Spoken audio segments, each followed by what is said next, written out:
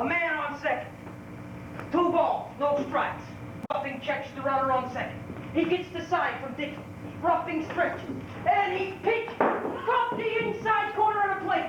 Strike 1. And a baby no-hitter up there. 1 out. A man on second. Bottom of the 7th. Balls, 1 strike. Roughing checks the runner. He gets the sign from Dickey. He stretches. And he pitches. Oh, no. High inside. Ball 3. Come on, Red. Make him a hitter. No batter up there. In there all the time, Red. Kate, please, can you do that someplace else? My head is splitting. I told that boy 109 times. Eugene! You stop banging on that wall! In a minute, Ma. This is for the World Series. A man on second. 3 balls, 1 strike. Roughing checks the runner. He stretches. And he pitches. Oh, no! High and outside. JoJo Moore walks. It's first and second. And Mel Lott lopes up to the plate. Can't he do that someplace else? I'll break his arm. That's where he'll do it. Eugene! Do you hear me? I want you to stop that banging on the wall. I'm going to tell you again. It's the last batter, Mom. Mel is up. And it's a crucial moment in World Series history. Your Aunt Blanche has a splitting headache. I don't want him to stop playing. It's just a banging. He always does it when I'm trying to study. I have a big test in history tomorrow. 1 pitch, Mom. I think I can get him to pop up. I have my stuff today. Your father will get plenty of stuff when he comes home. Do you hear me? All right. I want you inside now. Put up the water glasses. I can do that. What? Is his arm broken? And I don't want to hear the back talk. Do you hear me? Ladies and gentlemen, today's game will be delayed because of my Aunt Blanche's headache.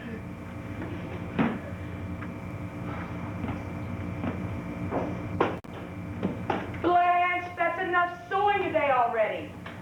6, 7 this morning, that's all I need is for you to go blind. Well, I just had this match to finish. Lori, help Aunt Blanche with the dishes. I have to finish this, Mom. Just 2 more pages, all right? All right. Always studying that one. She's gonna have some head on her shoulders.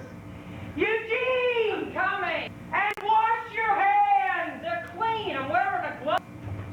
I hate my name. Eugene Morris Jerome. It is the 2nd worst name ever given to a male child. The first worst was Haskell Fleischman. How am I ever going to play for the Yankees with a name like Eugene Morris Jerome? You have to be a Joe, or a Tony, or a Frankie. If only I was born Italian.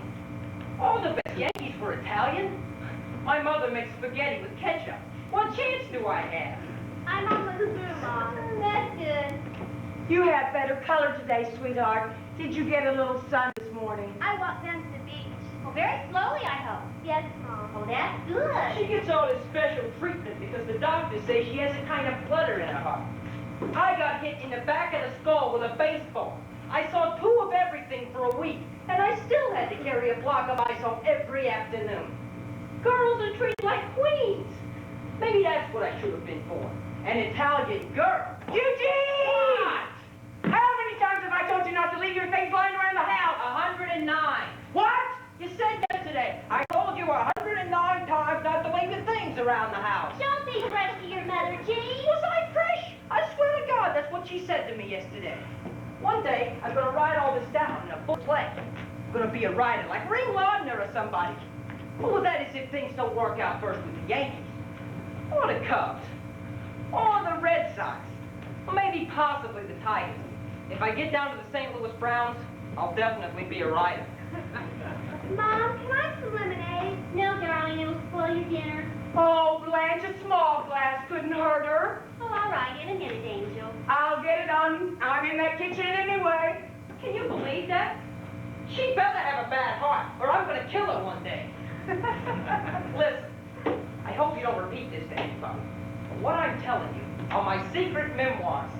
It's called The Unbelievable, Fantastic, and Completely Private Thoughts of I, Eugene Morris Jerome, in this, the 15th year of his life, in the year of 1937, in the community of Brighton Beach, borough of Brooklyn, Kings County, City of New York, Empire State of the American nation. A roller skate on my kitchen floor.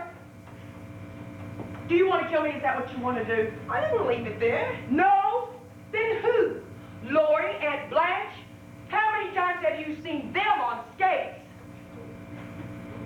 Take this upstairs. Come here now. Don't hit my skull. I have a concussion. What would you tell your father if when he came home I'm lying dead on that kitchen floor? I'd say, don't go into the kitchen, Pa. I want you to get upstairs now, and I don't want you to come down with dirty hands. You see why I want to write all this down? In case I grow up all warped and twisted. The world will know why. He's a boy. He's young. You ought to be glad he's healthy and active. Well, before the doctors found out what Lori had, she was the same way. Never. Girls are different. Why, you and I always helped Mama. It was Ben and Ezra who drove Mama crazy. I'm just like her. I have to have things clean. I remember the day they packed up the house in Russia. She cleaned the place from top to bottom. She said, no matter what the Cossacks did to us, when they broke into her house, they would have respect for the Jews. Who were the Cossacks? Same filthy bunch that live across the street. Across the street? You mean the Murphys? All of them. The Murphys are Russian? Well, the mother's nice. She's been very sweet to me. I was in her house. It was very clean. Oh, nobody can be as clean as you, Kate. What business did you have inside her house? Oh, well, she invited me for tea. To meet that drunken son of hers? No, just the two of us. Huh. I've lived here 7 years. She never invited me in for tea. That's because she knows your situation. I know their kind. Remember what Mama used to tell us? You stay on your own side of the street. That's what they have gutters for. That's what they have gutters for. If my mother knew I was writing all this down, she'd stuff me like one of her chickens.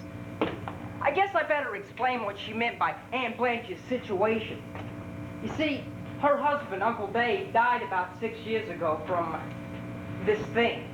But they never say the word, they always whisper it. It was cancer. Anyway, I guess they're afraid if they said it out loud, God would say, I heard that. You said that dread disease. Just for that, I smite you down with it. Anyway, I guess there are just some things that grown-ups won't discuss. Oh, for example, my grandfather, he died from diphtheria. Well, after Uncle Dave died, he left Aunt Blanche with no money, not even insurance. Well, she couldn't support herself because she has asthma. So my big-hearted mother insisted that we bring her and her kids in here to live with us. So they split up our room into 2 small rooms. Me and my brother Stan live on this side, and Lori and her sister Nora live on the other side. My father thought it would be temporary. It's been 3.5 years so far, and I think because of Aunt Blanche's situation, my father's developing high blood pressure. Have some more lemonade, darling. Oh, thanks, Aunt Kate. Drink it slowly. I am. Blanche, that's enough sewing today already. You'll sew your fingers together. I was just stopping. It's getting dark anyway. I think I need glasses. Our teacher says you should change them every 2 years. Will they kill you to put a light on? I don't need to run up electric. I know you and Jack enough as it is. Do you see anyone around here complaining? Do you see anyone starving? If I go home, you'll give me something to play. Kate, someday I'm going to pay you and Jack back. I don't know when, but I keep my word. From your lips to the Irish sweepstakes. Go in and taste the soup, honey, and tell me if it needs any salt. Should I put out the water glasses, or is Eugene going to do it? Eugene, I'm not going to again. Just do the napkins, sweetheart. Because of her condition, I have to do twice as much work around here. Boy, if I could just make the Yankees, I'd be in St. Petersburg this winter. Her sister Nora isn't too bad, though. She's 16. Well, I don't mind her too much. At least she's not too bad to look at. To be absolutely honest, this is the first year I actually started noticing girls who weren't too bad to look at. Nora started developing about 8 months ago.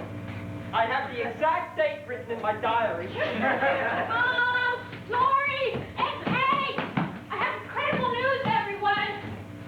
Hi, Nora. Eugene, my sweet, adorable, handsome cousin. Wait till I tell you what happened to me today. I'm fainting. I'm absolutely fainting. I felt the chest. When she grabbed me just now, I felt my first chest. I can't believe this whole day. What happened? Where's Mom and Aunt Kate? Well, I have to tell everyone. Everybody inside for the big news! What's all the excitement about? Well, you're all red in the face. Sit down, Mom. I don't want you fainting on the floor. Sit down, Blanche. Mom, sit down. You too, Aunt Kate. Okay, is everybody ready? Oh, stop dragging it out. The suspense is killing me. Lori, don't say things like that. Could I please hear what the girl has to say? Go on, honey. Okay, here goes. I'm going to be in a Broadway show. It's a musical called Africa. Mr. Beckman, he's the producer, came to our dance class this afternoon. He picked out 3 girls.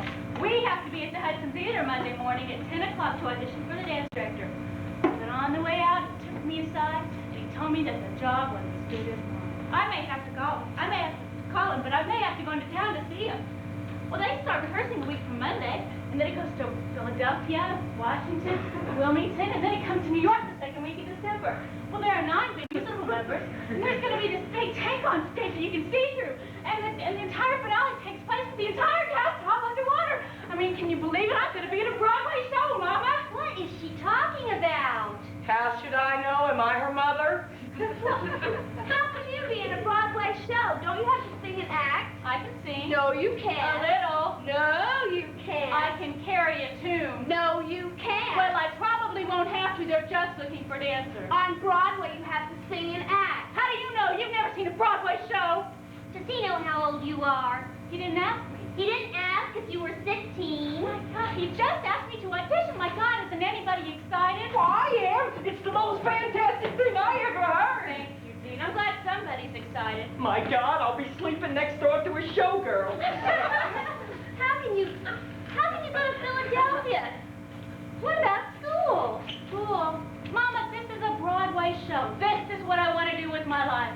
Algebra and English isn't going to help me on the stage. Art. Will you stay out of this? You need not finish school. You need not get a high school diploma. Well, do you know how hard it is to get a good job without a high school diploma? I've got a job, and I'll be making more money than 10 girls with diplomas. Well, you haven't got it yet. You still have to audition. It's as good as mine, Mr. Beckman told me. Well, what if, God forbid, you broke a leg or got heavy? Well, how long do you think they'd keep you? Dancing is just for a few years. A diploma is forever. Ask me. I know. I never had one. I know how hard it is to get a good job. And Kate knows. Tell her, Kate.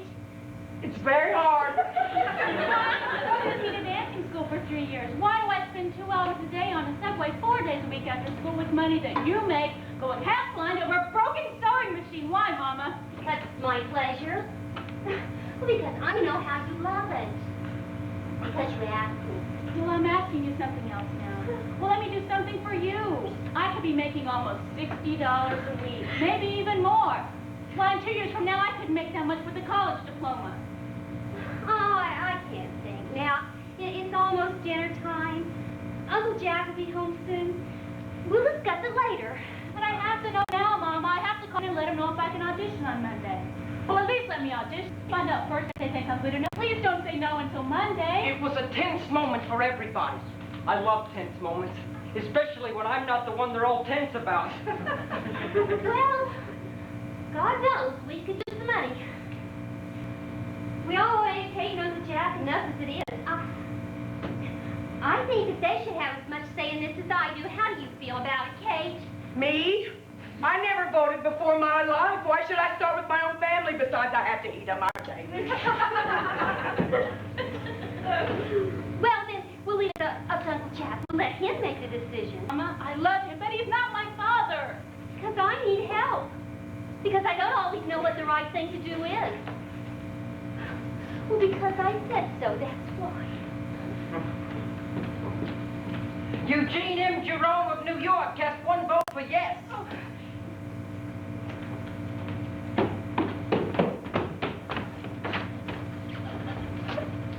What I'm about to tell you next is so secret and private that I have left special instructions for my memoirs not to be opened until 30 years after my death. I, Eugene M. Jerome, have committed a mortal sin by lusting after my cousin Nora. I can tell you all this now. I'll be dead when you're reading it.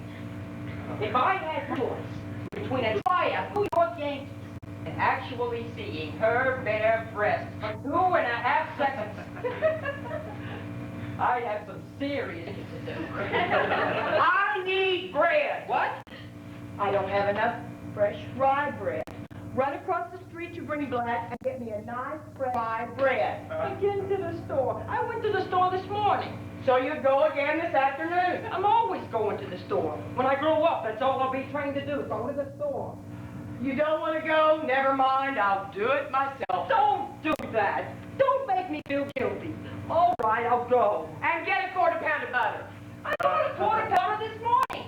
Why don't you buy a half a pound at a time? And why would I need an extra quarter pound of butter? If my mother taught logic in high school, this would be some weird country. So what are you gonna do? I don't know. Leave me alone. Don't just watch me. It's my room as much as yours. I don't have to leave if I don't want to. You have to stare at me. Can't have any privacy. I was just staring into space. I can't help it if your body interferes. I bet you're worried. How would you feel? How your future depended on what your Uncle Jack decided. God, I wish Daddy were alive. He would have said no. He was really strict. No, it wasn't. Not with me. I mean, he was strict, but he was fair. If he said no, he always gave you a reason. He always talked things out. I wish I could call him somewhere now and ask him what to do. My 3-minute call to heaven is all I ask. Well, ask Mom. She talks to him every night. He told you that? She did. Every before she goes to bed. She puts his picture on her pillow and talks to him. Then she pulls the blanket halfway up the picture and goes to sleep. She does not. She does too. Last year when I had that big fever, I slept in bed with both of them. In the middle of the night, my face fell in the picture and I cut my nose. You never told me that. That's weird. I don't remember him much anymore. I used to remember him real good, but now it disappears a little bit every day. Oh, God, he was so handsome, and he always dressed so dapper, and his shoes always shine. I always thought he should have been a movie star, like Gary Cooper, only very short. Well, mostly I remember his pockets. His pocket. Yeah, when I was about 6 or 7, he always brought me home a little surprise, like your top. Well, he'd go get it in his coat pocket, so I'd run to the sink, and I'd put my hand inside, and it felt as big as his head. Well, I always wanted to crawl inside and go to sleep.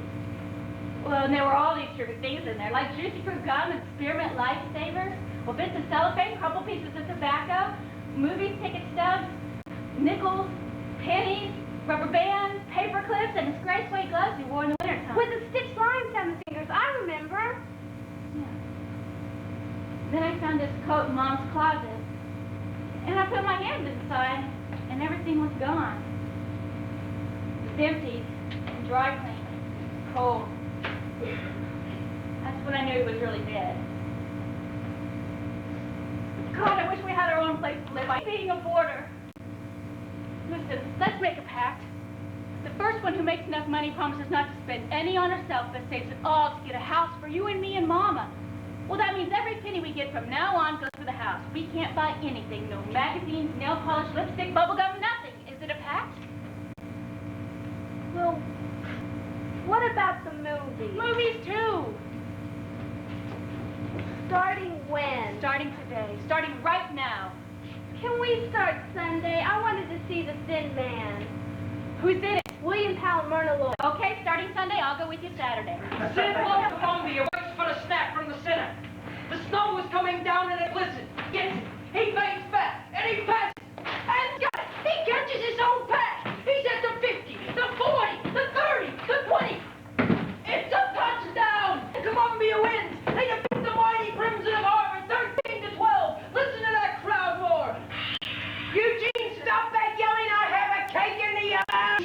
Hi, Stan. My brother, Stan. He's okay. You're like him. What are you doing home so early? Is Pop home yet? No. Did you ask about the tickets? What tickets? For the Yankees game. You said your boss knew this guy who could get passes. You didn't ask him? Me and my boss had other things to talk about. I'm in trouble, huge. I mean, real big trouble. This really shocked me. Because Stan is the kind of guy who can talk himself out of any kind of trouble. What kind of trouble? I got fired today. Fired? You mean for good? Well, you don't get fired rarely. It's permanent. It's a lifetime firing. What happened? Well, the color guy who sweeps up. Well, he was in the stockroom sweeping up, and he lay up against the table. The broom slips. It knocks a can of linseed oil all over the table. Ruins 3 brand new hats right out of the box. $9 Stetsons. It wasn't his fault. He didn't put the linseed oil there, right? Right. So Mr. Strine, he sees you in the hats and he goes crazy. He tells Andrew the hats are going to have to come out of his salary. $27. So Andrew starts to cry. He cried? 42 years old and he's bawling off room. I mean, the man has got too much furniture upstairs anyway. But he's real sweet. He always brings me coffee, laughing and telling me jokes. I never understand them, but I laugh at them anyway. You know, it makes him feel good. Yeah. And so I says to Mr. Strine, I didn't think that was fair. It wasn't his fault. You said that to him? Sure, why not? So Mr. Strine says, you want to pay for the hats, Big Mouth? I say, no, I don't want to pay for the hats. Then he says, that's your own business, Big Mouth. Holy mackerel! So Mr. Strine looks at me like machine gun bullets are coming out of his eyes. And then he calmly sends Andrew over to the factory to get 3 new hats. It's usually my job. So guess what he tells me to do? What? Sweep up. He says, I'm the cleaning man. I believe it. Everybody's watching me now. What I'm going to do. Even Andrew's starting to watch. I felt that the dignity of everyone in that place was in my hands. So I grit my teeth, I pick up the broom, and there's this big pile of dirt right in the middle of the floor. Yeah? And I sweep it all with Strine shoes. Andrew just finished shining them this morning, if you want to talk about irony. I'm dying. I'm actually dying. Everyone in the place is about to bust a gut. Miss Mulcahy, put false teeth in her mouth. Andrew's eyes are hanging 5 inches out of their sockets. This is the greatest story in the history of the world. So Mr. Strine grabs me and he pulls me into his back office, closes the door and pulls down the shades. He gives me this whole story on how he was brought up in Germany to his superiors. And if he ever did such a thing like you do, they would beat me on the cup until they carried me a bed. That's far you got me. And I say, but we're not in Germany, old buddy. You said that to him? No, I didn't want to go too far. Well, I was wondering. And so Mr. Strine says he's always liked me, and he thought I was a good kid. He's going to give me one more chance. He wants a letter of apology. And if that letter isn't on his desk by 9 o'clock tomorrow morning, I can consider myself fired. I would have had a heart. What'd you say? I wasn't going to write the letter if Andrew still had to pay for the hats. He said that was between him and Andrew, and that he expected the letter from me in the morning. So I got up, walked out of his office, got my hat, and went home 10 minutes early. Sweating. I swear to God, I'm sweating all over. I don't know why I did it. I just got so mad. It wasn't... I mean, if you give him when you're 18 and a half, you'll give him for the rest of your life, eh? Well, I suppose so. So what's the decision? Are you going to write the letter? No. Positively? Positively. Except with Pop first. But he told me you always have to think that's right in this world and stand up for your principles. Well, what if he says he thinks you're wrong, that you should write the letter? He won't. He's going to leave it up to me. I know it. But what if he says, write the letter? Well, that's something we won't know till after dinner now, will we? All in all, it was shaping up to be one heck of a day. I'll say this much, though. I always had this two-way thing about my brother Stan. Either I worshipped the ground he walked on, or I hated him so much I wanted to kill him. I guess you know how I feel about him today. All day it takes you to bring bread. I was home a half an hour ago. I was talking to Stan. Take the butter into your Aunt Blanche. She's waiting for it. Hey, I got a letter from Rosalind Weiner. You remember her? She moved up to Manhattan. They live on Central Park West. Why not? Her father's a gangster, her mother's worse. I don't get a kiss hello. Nope, I was going to save it up and give you a giant one for Christmas. We don't have Christmas. I'll get now, thank you. A hug too. Since when do I get a hug from you? You must have done something wrong. You're too smart for me, Mom. I robbed a barber shop today.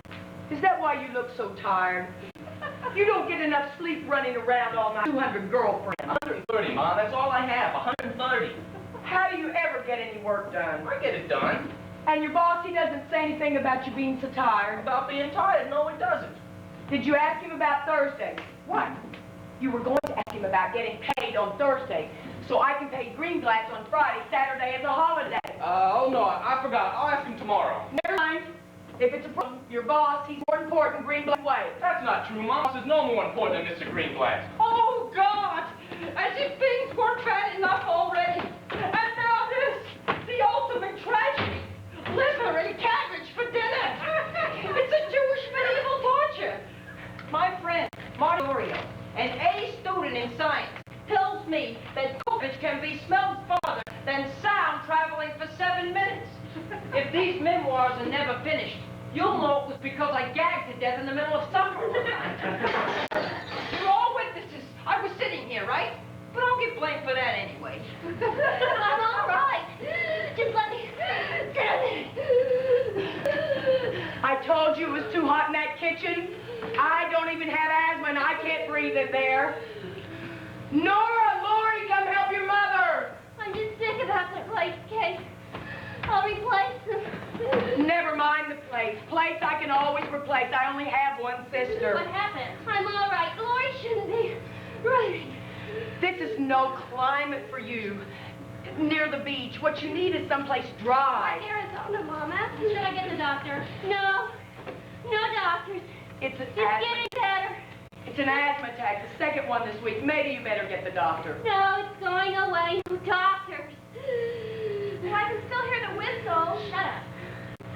Nora, help Aunt Kate in the kitchen. I broke her good plate. Oh, never mind the plates.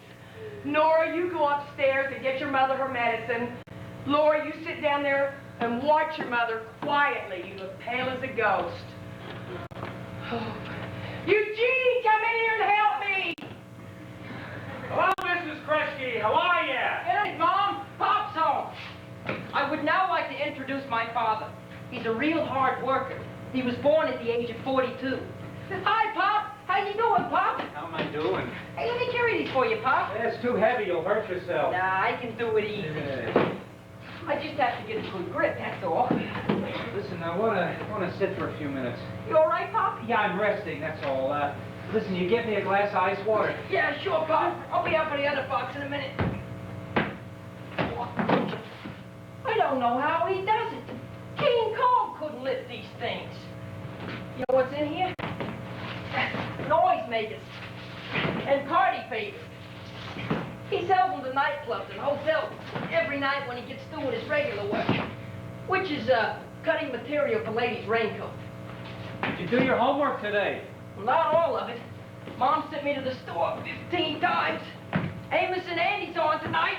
Do your homework, then we'll discuss Amos and Andy. Here's your medicine, Mom. Lori, go get her some water. Lori shouldn't be running. I'll get it, Nora. You sure you don't mind? No, no trouble at all. 2.5 seconds is all I ask. Mom, when are you going to speak to Uncle Jack? I'll speak to him when I speak to him. Well, tonight? I have to know tonight. Oh, I'll see. If he's not too tired, I'll talk to him tonight. Jack's home. We'll eat in 10 minutes. Nora, run up and get Stanley. How's your mother feeling, Lori? Much better. The whistling stopped. What's wrong? Eugene says you're holding your chest. I wasn't holding my chest. You have to carry that box every day. You don't work hard enough at that. You want it? Keep it. You don't need it anymore. What are you talking about? Delmar's party favors went out of business. They closed him. The man's bankrupt. Oh, my God. He never even knew this was coming. You told me he lived up on Riverside Drive with a view of the river. A $300 a month apartment the man had. Imagine that. So who are the ones you think go bankrupt? You live in a cold water flat on Delancey Street. Bankruptcy's the one thing God spares you. All right. You can always find good in something. You don't have to lug that box back and forth to the city every day. You don't have to get up at 5:30 in the morning. We can all eat dinner at a decent hour. You still have your job with Jacobson. We won't starve. I can't make ends meet with what I make at Jacobson's, not with 7 people to feed. Here, you will talk later. I can't get by without that extra $25 a week. I pay insurance and rent and food and for 7 people. Christmas alone, I made $150. Stop it, Jack. You're only going to get yourself worked up and get sick. He never even paid me for the week, the bastard. 5 6 are laid off and go to a Broadway show. I stuffed every hat and no I could once I walked out of there. At funeral, I'm gonna put on a pointy hat and a blow a horn, bastard. Don't talk like that. Something will come up. You'll go this Saturday to the temple. You'll pray all day Saturday. Katie, there's men in that temple have been praying for 40 years. Do you have any idea how many prayers have to be answered before my turn comes up? Your turn will come up. God has time for everyone, Jack. Is your water in, Blanche? Oh, thank you, darling. Where's Nora? Oh, she went upstairs to call Stanley for dinner. Hey, Laura, you want to take a walk on the beach tonight? I have homework. What do you want to walk with me for? Well, you, me, and Nora. I just felt like taking a walk, that's all. Well, I think Nora has a date with Larry Clerman. Larry Clurman? She likes Larry Clurman? I don't know. Ask her yourself. Larry Clurman is my father's age. She's 20. Same thing. You think he's good looking? I don't think anybody's good looking. Larry Clurman. Doesn't even have a chin. His tie comes all the way up to his teeth. Eugene, where's your father's water? I'm coming. Now I have Larry Clurman to contend with. Here's your water, Papa. Put ice in it. Don't drink it so fast. Hey, Pop, you got time to look at my sneakers? What does he want to look at your sneakers for? They have no sole. They're hanging on by a tiny piece of rubber. I have to clench my toes when I run out for a fly ball. Gene, I bought you new sneakers last month. Last year, Pa, not last month. I can only wear them 2 hours a day because my toes don't have room to grow in. This is no time to talk to your father about sneakers. He's got enough on his mind. Go in and turn the light down on my liver. Listen.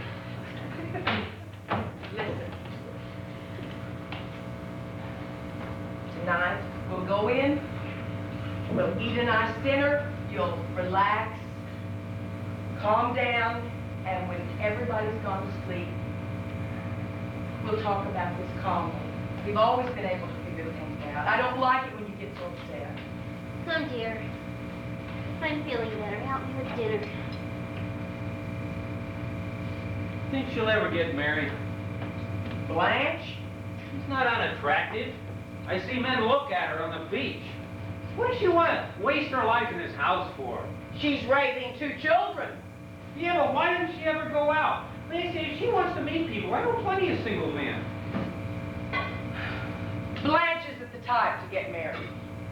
She was married once, wasn't she? Those are the types that get married. Dave was different. She's not interested in other men. Yeah, but what about this Murphy fellow across the street? He's plenty interested, believe me. That drunk? Why, he can't even get in his own door at night. Do you know he slept in the doorway one night in the rain? I saw him the next morning when I went out to get the milk. Yeah, so he's got a good paying job. He lives alone with his mother. So he takes a drink on a Saturday night. Maybe what he needs is a good woman. Not my sister. Let him find some other woman lying in the next doorway. I don't want to discuss this anymore. Come in. Are you busy? I wanted to talk to you. That's funny. I wanted to talk to you. About what? I need a favor real bad, and you're the only one who can help. What is it? Well, when Pop comes home tired, he usually doesn't pay much attention to me and Eugene. But he's different with you. He always seems interested in what you have to say. Really? I hope so. Sure, you haven't noticed? Well, not really. What's the favor?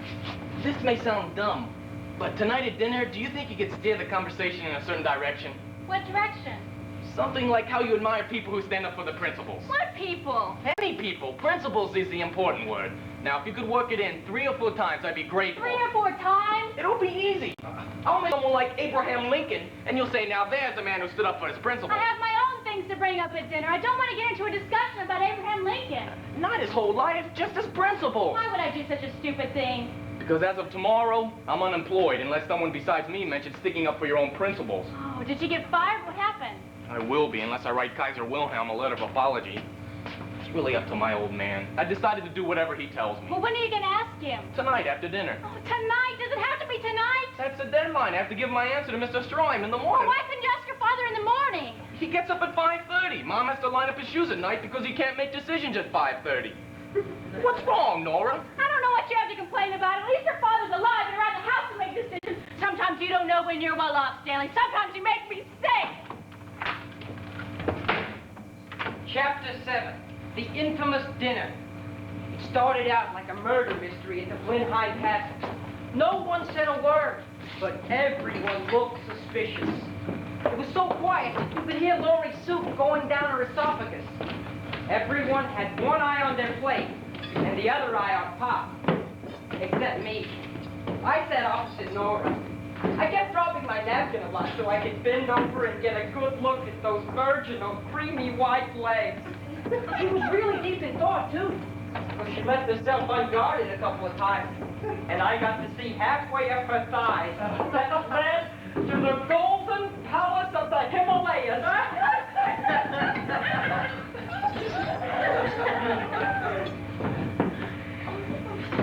Oh, keep your napkin on your lap and stop daydreaming and take that hat off at the table. Stanley knew what I was doing, because he's the one that taught it to me. But he was busy with problems of his own, like everybody else. It was so quiet you could hear the clock ticking in the kitchen. The tension in the air was so thick you could cut it with a knife, which is more than I can say for the liver. Ketchup.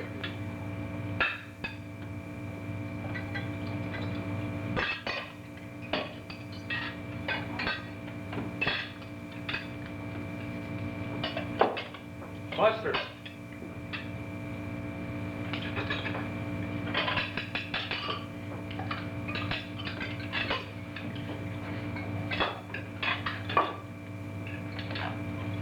Pickles.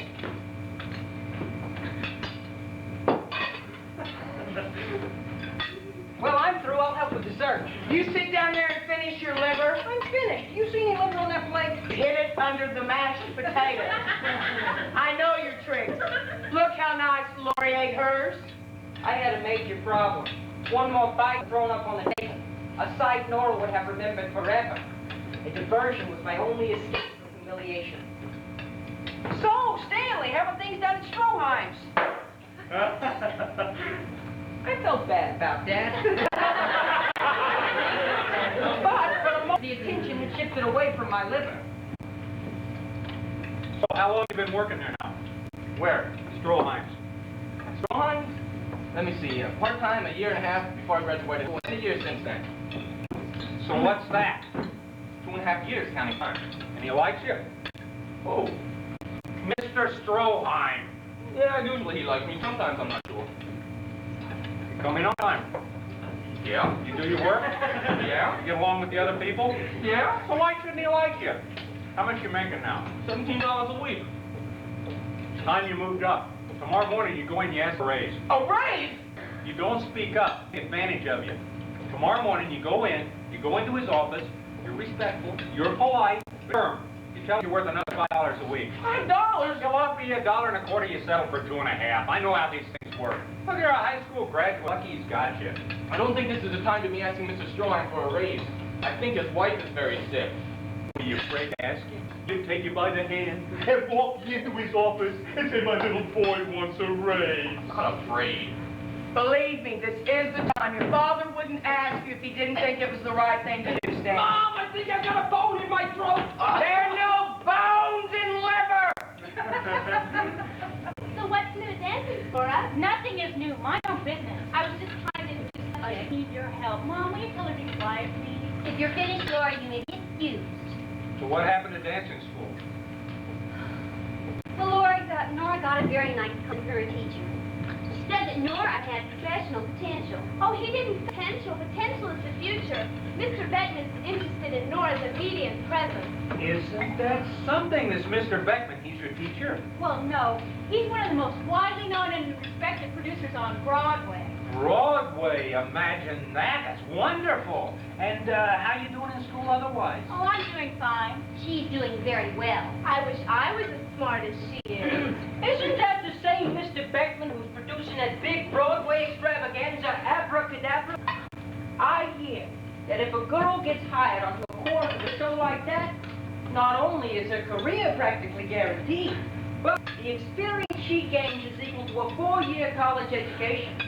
That's enough, Eugene. Only a 4-year college education is equal to a 4-year college education. I don't think Abraham Lincoln went to college. How about you, Lori? You feeling all right? Yes, Uncle Jack. You're getting plenty of fresh air. Oh, as much as I can hold my lungs. Nora, did you tell Uncle Jack about the big tank that's filled with water? Girls, let's let Uncle Jack eat his dinner. If we have something to discuss, we'll discuss it later. Somebody has something to discuss? Look, if there's a problem, now's the time to bring it up. This is the family hour. What a great idea for a radio show. The Family Hour. Every Wednesday night, you hear a different family eating dinner and discussing their problems of the week. And you get to hear different recipes. WEAF presents Dinner at Brighton Beach, starring the Jacob Jerome family, and featuring this week's specialty, liver and cabbage. Brought to you by X-Lax, the mild laxative. The whole world gets to hear about a 15-year-old boy gagging on his liver. Oh. Look, nothing to discuss, no problems. Otherwise, I want to turn on the news. Well, as a matter of fact, What? nothing. Well, I'm through. I'll go for dessert. Sit down and finish your liver. I can't swallow it. It won't go down. Remember the lima bean catastrophe of last month? Does anybody want to see a repeat of that disgusting episode? Why does he always talk like it's a Sherlock Holmes story? He thinks he's a writer. And what do you think you are? Eat half of it. Which half? They're both terrible.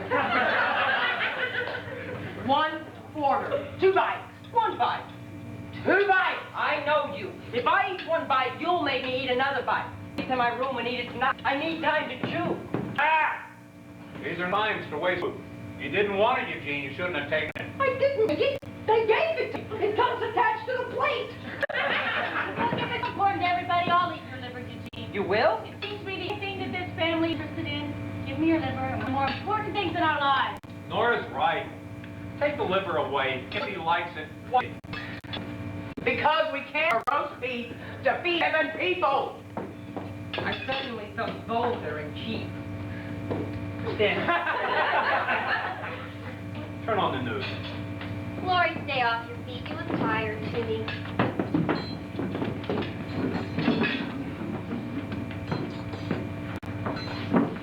Pop, can I talk to you? Something really important. More important than what's going on in Europe? Not more important. It's just coming up soon. Hitler's already moved into Austria. In a couple of months, the whole world's going to be in it. What's wrong with this radio? Somebody's been fooling around with that, Eugene. Why, Eugene? Pop has the news on. You weren't listening to the ball game this afternoon? He's talking about Poland. Damn it, I don't want anybody touching this radio anymore, you understand? Guess who's going to give blame for the war in Europe? Eugene, come over here and help me with the forks and the knives and the napkins and the glasses. You really think there's going to be a war? I mean, America, too? We're already in it. But not us, maybe. Friends, relatives. If you're Jewish, you got a cousin suffering somewhere in the world.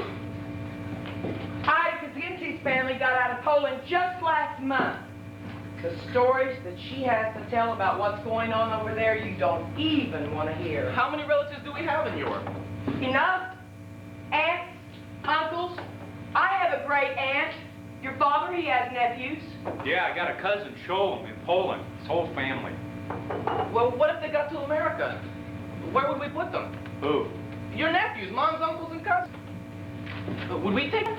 Listen, what God gives you to deal with, you deal with. Where would they stay? Why are you worrying about things like that now?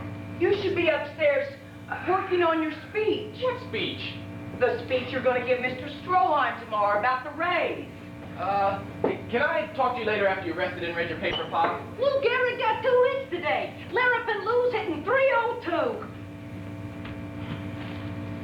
How many times have I told you you don't touch your father's paper until he's finished reading it? I didn't break it. The print doesn't come off if I take a quick look at it. Don't be fresh to your mother. Upstairs. Pop! Everybody. I'll come down later, okay, Pop? Come on, Stan, I have to talk to you anyway. You know you're a pest. Did anyone ever tell you that? Yeah, I got a list in my room. You want to add your name to it? Jack, why don't you go upstairs and lie down? You're tired, you need your rest, and there's nothing in that paper that's going to cheer you up. What would we do, Kate? Where would we put them if they got off the boat and knocked on our door? How would we feed them? The boat hasn't landed yet. I can't deal with boats that haven't landed yet. Uncle Jack, I know you're tired. There's a lot of things on your mind. But the rest of my life may depend on your decision. And I have to know tonight because I have to call Mr. Beckman and let him know if I can go or not. Who's Mr. Beckman? The Broadway producer we talked about at dinner. Abracadabra, remember? Lori, upstairs isn't. Nora, this isn't the time. It is never the time! You won't make a decision and I don't have anyone else I can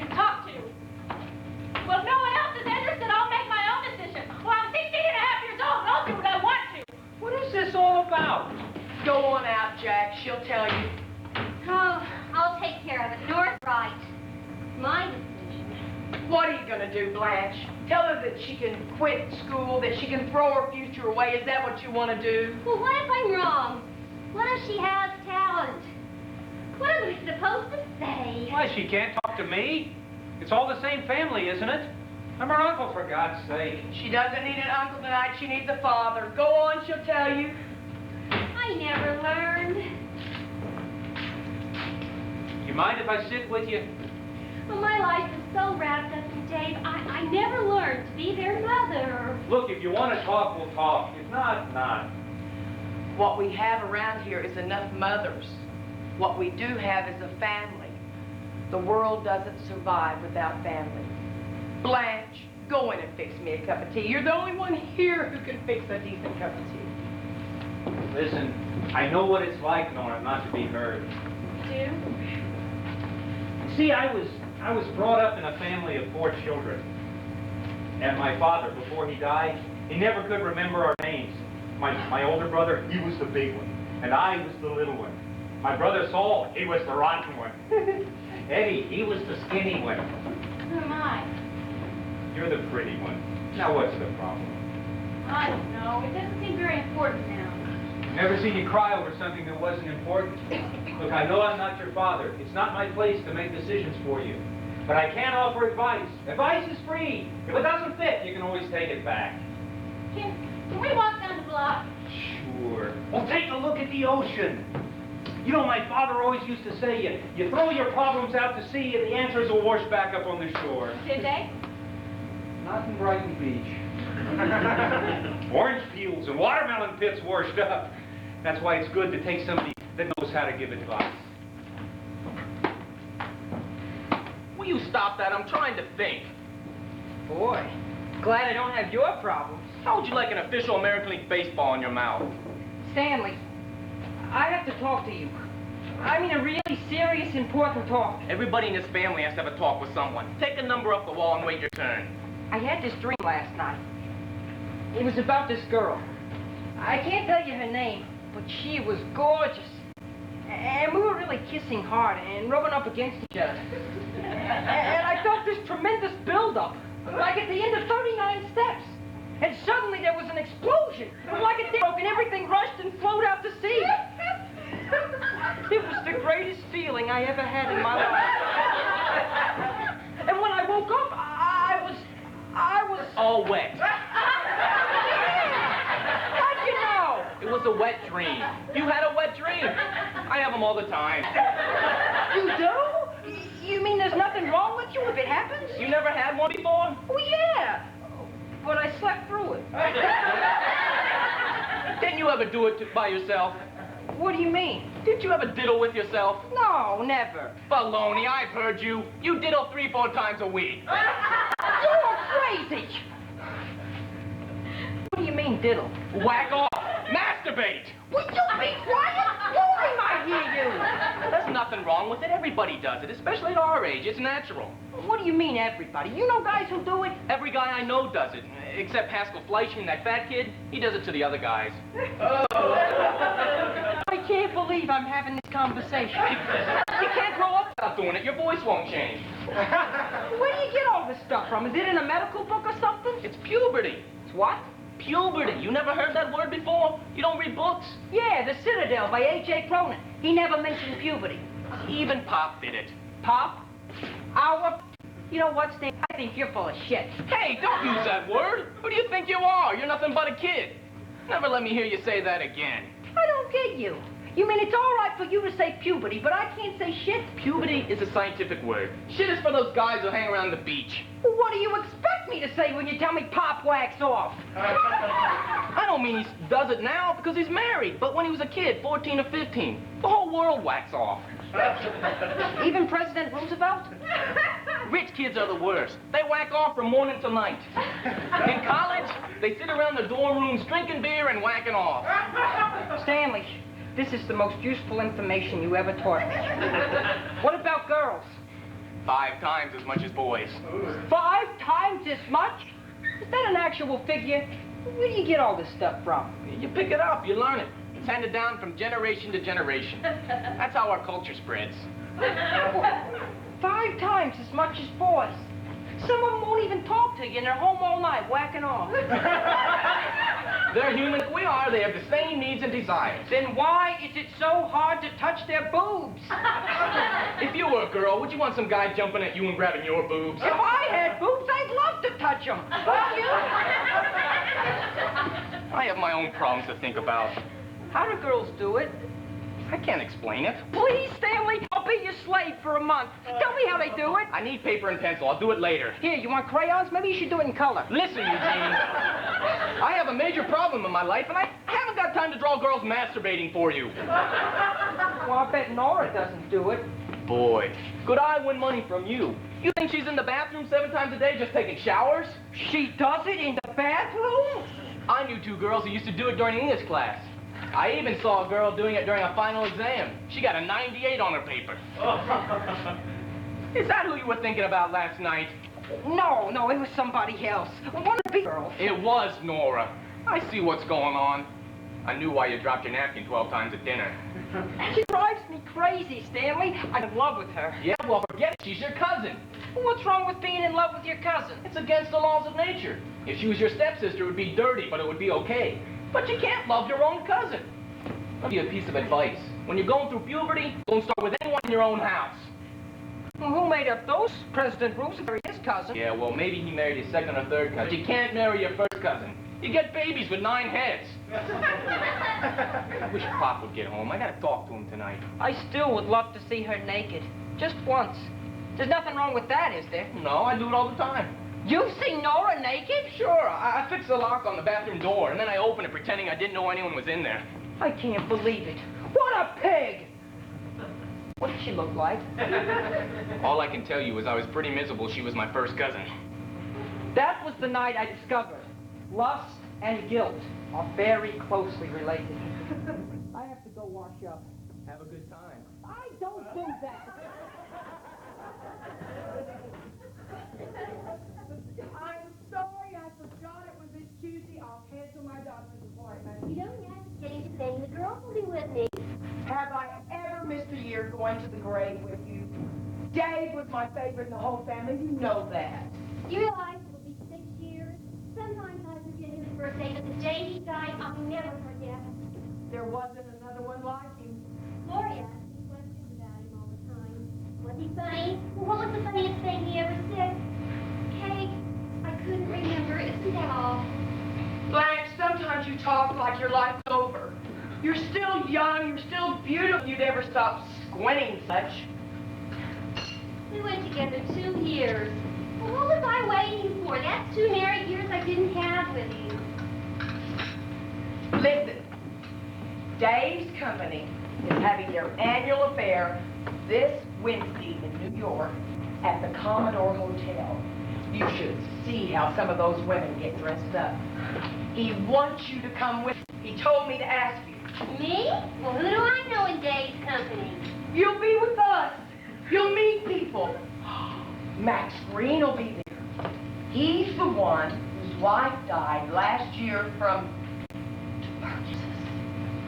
He lives in a hotel on the Grand Concourse, probably with a view of the river. He's their top salesman. He's a riot. You'll like him. Maybe you'll even dance with him. Oh, I don't have a dress to wear to a thing like that. You'll make something. Jack will get you some material. Everybody, garment district. Thank you, Kate. I appreciate it. I can't go. Maybe next year. Blanche, next year you won't have any eyes altogether. What are you afraid of?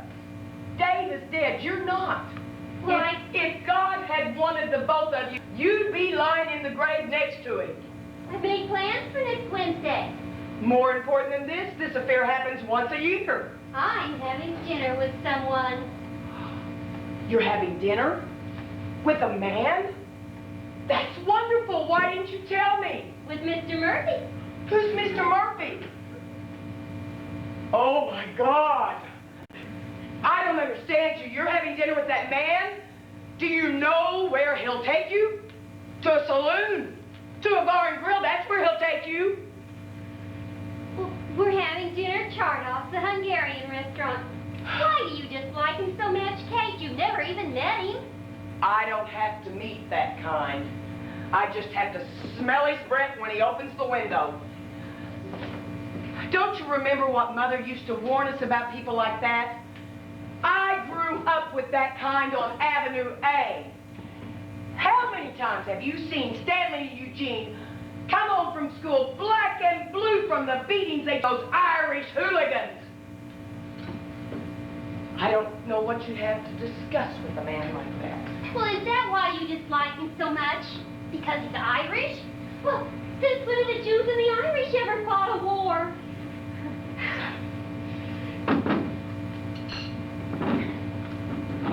Do you know who George Bernard Shaw is? I don't care who he is. One of the greatest Irish writers in the world.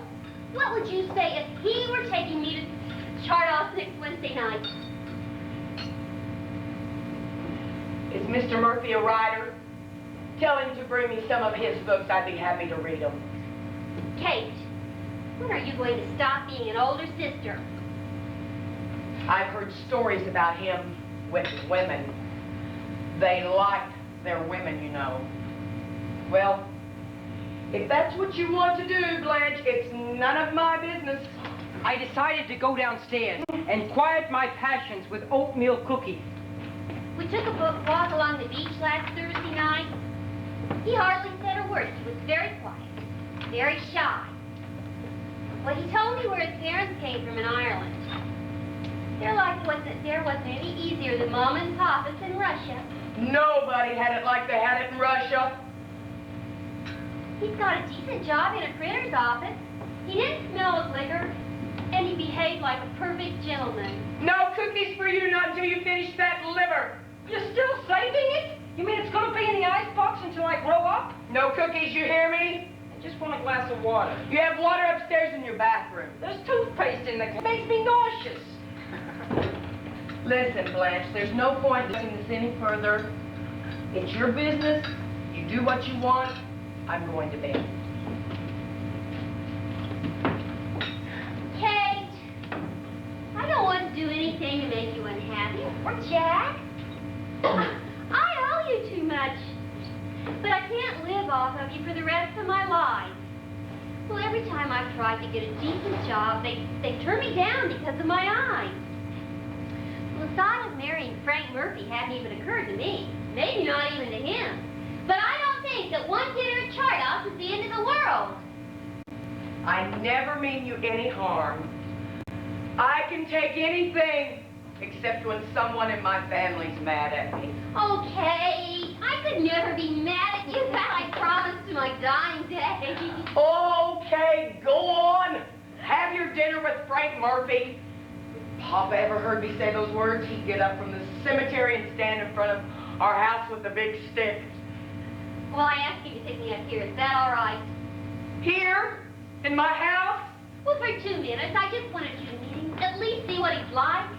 Tell his mother to wash her windows. Maybe then I'd know what he's like. Can I see Mr. Beckman's car, yes or no? Did you talk to Uncle I Jack? talked to Uncle Jack and want a decision from you, yes or no? What did he It say? doesn't matter what he said. It's your decision or mine. Who's going to make it, Mother? I said if I was father, I'd tell her to finish high school. If she's got talent, there'll be plenty of other shows.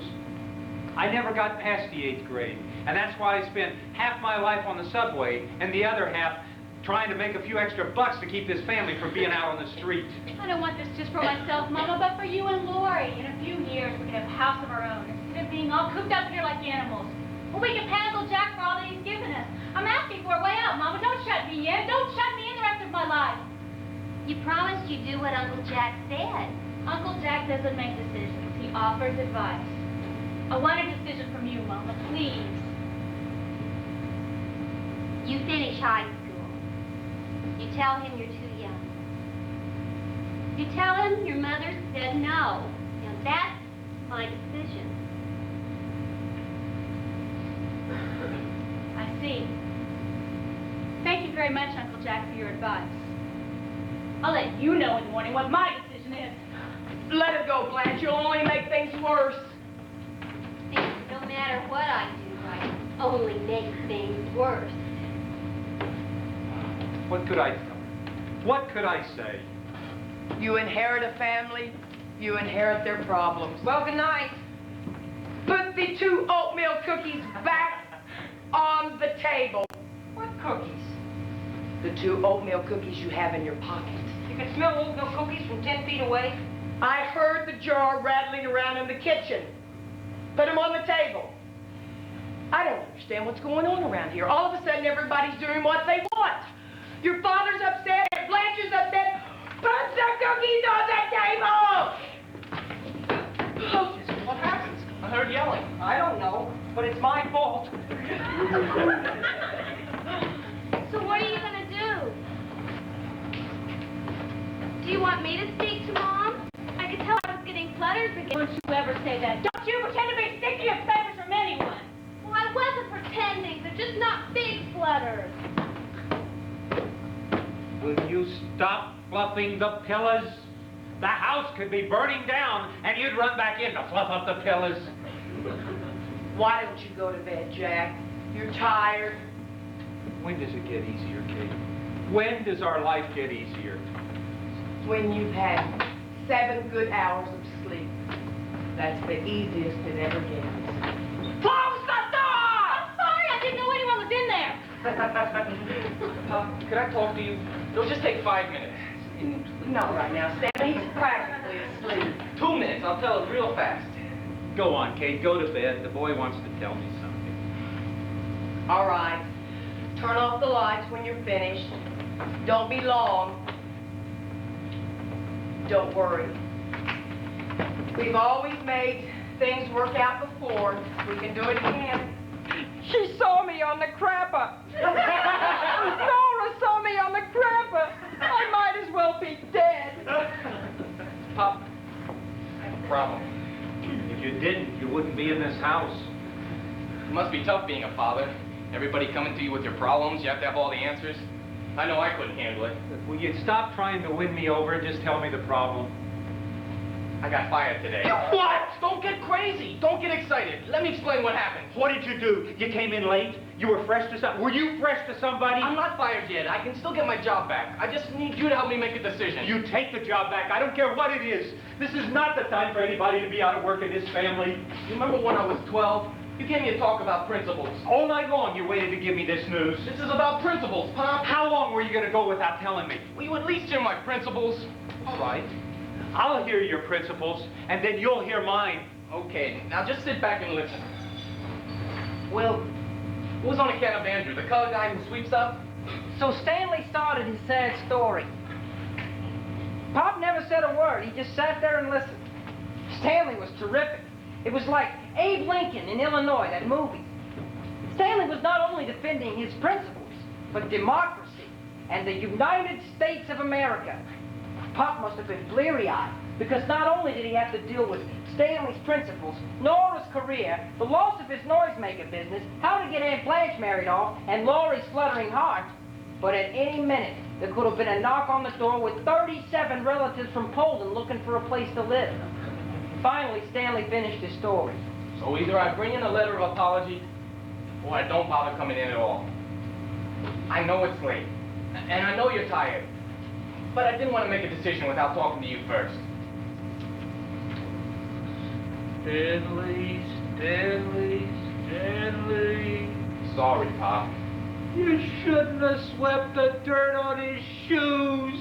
I know. Especially in front of the other people. I know. Stanley, he's your boss. He pays your salary. His money helps put food on our dining table. I know, Pop. And we don't have the money to waste. Believe me when I tell you that. I believe you, Pop. You were sick 3 days last year. He only docked you a day and a half's pay. You remember that? Yeah, I see what you're getting at. I'll write the letter. I'll do it tonight. On the other hand, you did a very courageous thing. You defended a fellow worker. Nobody else stood up for him, did they? I was the only one. Yeah, that's something to be proud of. It was what you believed in. That's standing up for your principles. And that's why I didn't want to write the letter. I knew you'd understand. Question is, can this family afford principles right now? It would be hard, I know. Not just on you and me, but on your mother, Aunt Blanche, Nora, Lori. Eugene. Eugene would have to get a part-time job. Time he should be using studying books to get himself somewhere. He wants to be a writer. He wants to go to college. Wish I could have sent you. I've always been that Stanley. I like working, Pop. Listen, I've made up my mind, and I'm going to write her. Now, I'm not saying you should. I know, it's my decision, but I want to write the letter. Okay. And, how are your principals gonna feel in the morning? My principals feel better already. You told me you were proud of what I did. That's all I really cared about. You know something, Stanley? I don't think there's much they can teach you in college you don't already know. Guess who I learned it from? Thanks for talking to me, Pop. I'll see you in the morning. You coming to bed? I think I'll sit here for a little while. It's the only time of day I have a few minutes to myself.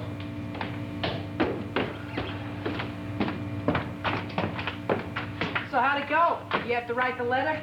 Yeah. I knew that's what he'd make you do. He didn't make me do it. Now, will you be quiet? I'm trying to concentrate. What are you gonna say? I don't know. You want to help me? You're good at those things. They used to get paid for that in the old days. Professional letter writers. I'm not going to pay you money. I don't want money. Then what do you want? Tell me what Nora looked like naked. How horny can you get? I don't know. What's the highest score? All right, when we finish the letter. No, I don't trust you. I want to get paid first. You know, you're a real shit. Hey, don't talk like that around me. I'm just a kid, remember? What do you want to know? Everything. From the time you open the door. It happened so fast. That's okay. Tell it slow. All right. I heard the shower water running, and I waited for it to stop. And I gave a few seconds for the water to run off her body, and then I knew she'd be stepping out of the shower. Suddenly, I just opened the door, and there she was on the bath mat. A towel on her head, and nothing else in the whole wide world. Slower. Don't go so fast. Her breasts were gorgeous, like two peaches hanging on a vine waiting to be plucked. Maybe two nectarines, like two nectarines, all soft and pink and shining in the morning sun.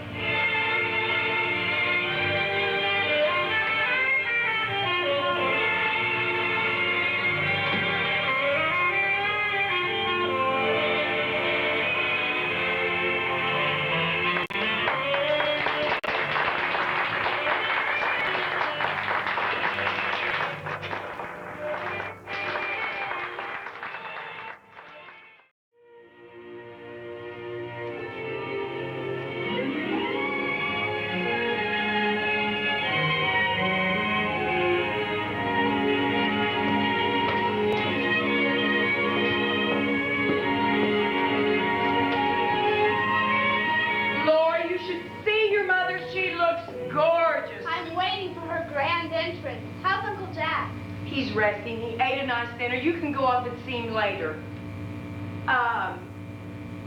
We're eating dinner late tonight. We're going to wait till after your mother's gone out.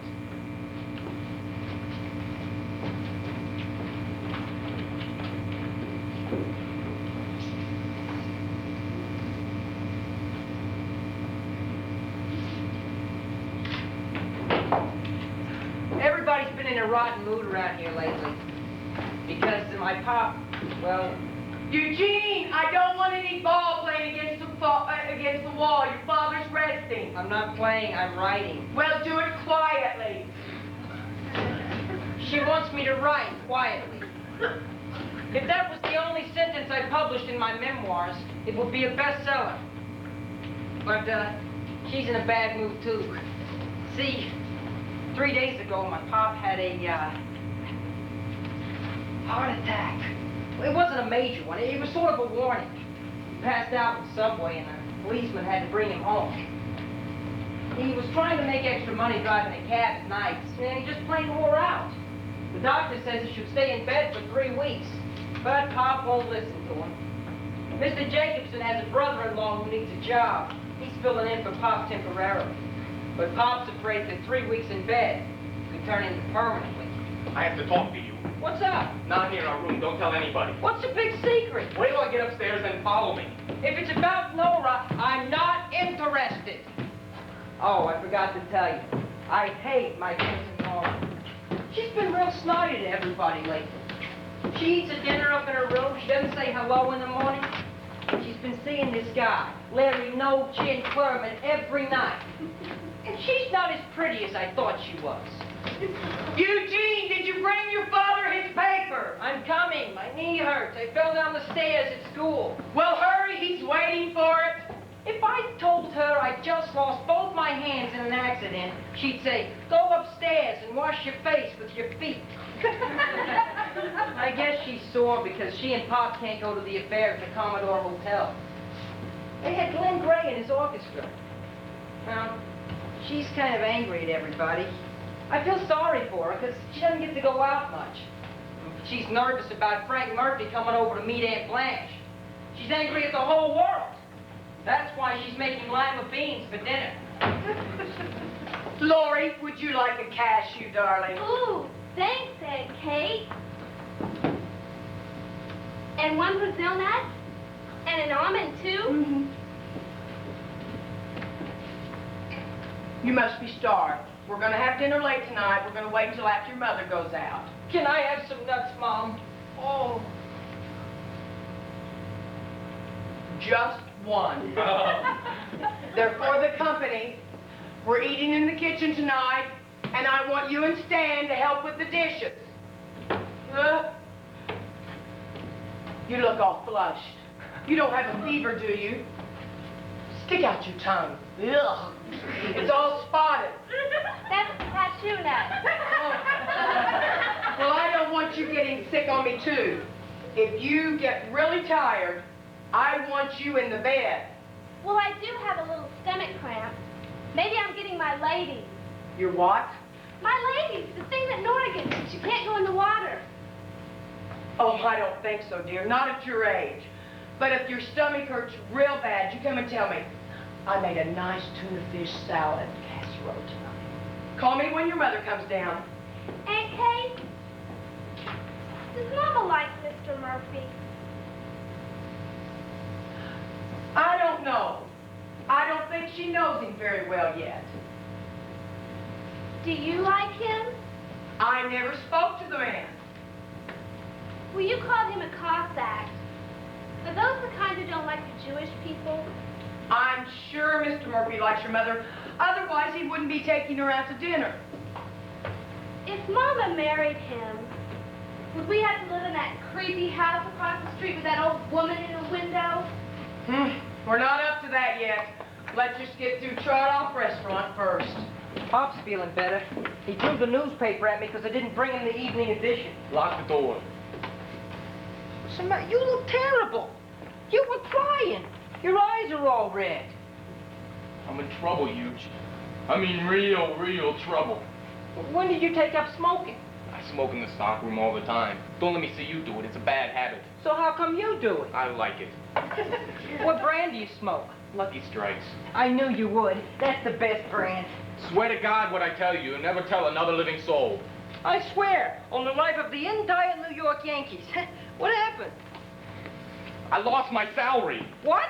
The entire $17, it's gone. I lost it. Where? In the subway? In a poker game. I lost it gambling. In a poker game? Will you shut up? You want to kill Pop right in his bedroom? You never told me you gambled. I would do it at lunch. Pennies. I always won a dime, a quarter. It wasn't just luck. I was really good. $17?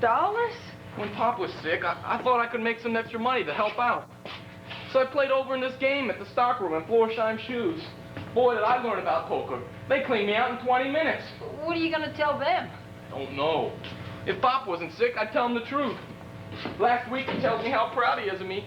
He's driving a cab at nights, and I'm over at Florsheim's playing poker. Yeah, but suppose you won. Suppose you won $50. You just had bad luck, that's all. I had no chance against those guys. They were gamblers. They all wore black pointy shoes and had clocks on their socks. If Pop dies, I'll hang myself, I swear. Don't talk like that. Pop is not going to die. He ate 3 lamb chops tonight. Why don't you just say you lost the money? You had a hole in your pocket. You can tear a hole in your pocket. I already used that one. When? In November when I lost $5. He told me from now on, check your pockets every morning. What happened to the $5? Did you gamble that too? No, I gave it to a girl. You know, a pro. A pro what? A prostitute? You went to one of those places? Holy shit! I'm not going to warn you about that word again. Is that what it cost? $5? $250. I went with this guy I know. And you never told me? Well, what was she like? Was she pretty? How old was she? Don't start in with me, Eugene. Did she get completely naked or what? Every time I get in trouble, I have to tell you what a naked girl looks like? Do me a favor, Eugene. Go in the bathroom, whack off, and grow up by yourself. Don't get sore. If you were me, you'd ask the same questions. Yeah? Well, I never had an older brother to teach me those things. I had to learn them all on my own. You don't know how lucky you are being the younger one. You don't have the same responsibilities I do. Why, you're still at school looking up girls' dresses on the staircase. I worked plenty hard in school. Yeah, well, let me see your report card. It's the first of the month. I know you got it. Let me see it. I don't have to show you my report card. You're not my father. Yes, I am. As long as Papa's sick, I am. I'm the only one working in this family, ain't I? Oh, really? Well, where's your salary this week, Pop? I hate you sometimes. You're nothing but a lousy shit. I do favors for you all the time, and you can never do anything for me without wanting something for it. I hate your disgusting guts. Not as much as I hate yours. You snore at night, you pick your toenails, and you smell up the bathroom. Every time I go in there, I have to puke. Let me see your report card, damn it! Let me see it or I'll beat your face in. You want it? Here's my lousy report card, you bastard.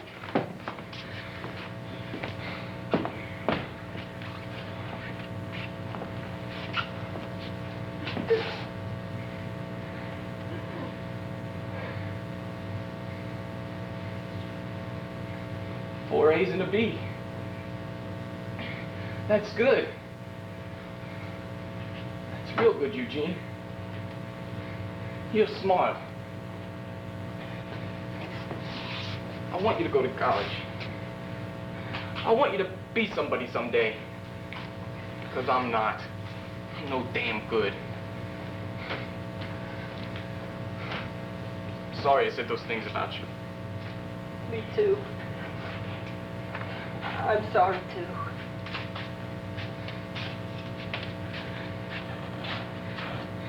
Hi, Uncle Jack. Are you feeling better? Yeah, a little, darling. Your mother's not down yet? No. I want to see her before she goes out. Oh, my God, you're walking around. Do you want to kill yourself? Is that what you want to do? I'm all right. I was tired of laying in that bed. I want to see Blanche. The doctor said you're not even supposed to get out of the bed to go to the bathroom, didn't he? You trust doctors? My grandmother lived to be 87. She never saw one in her life.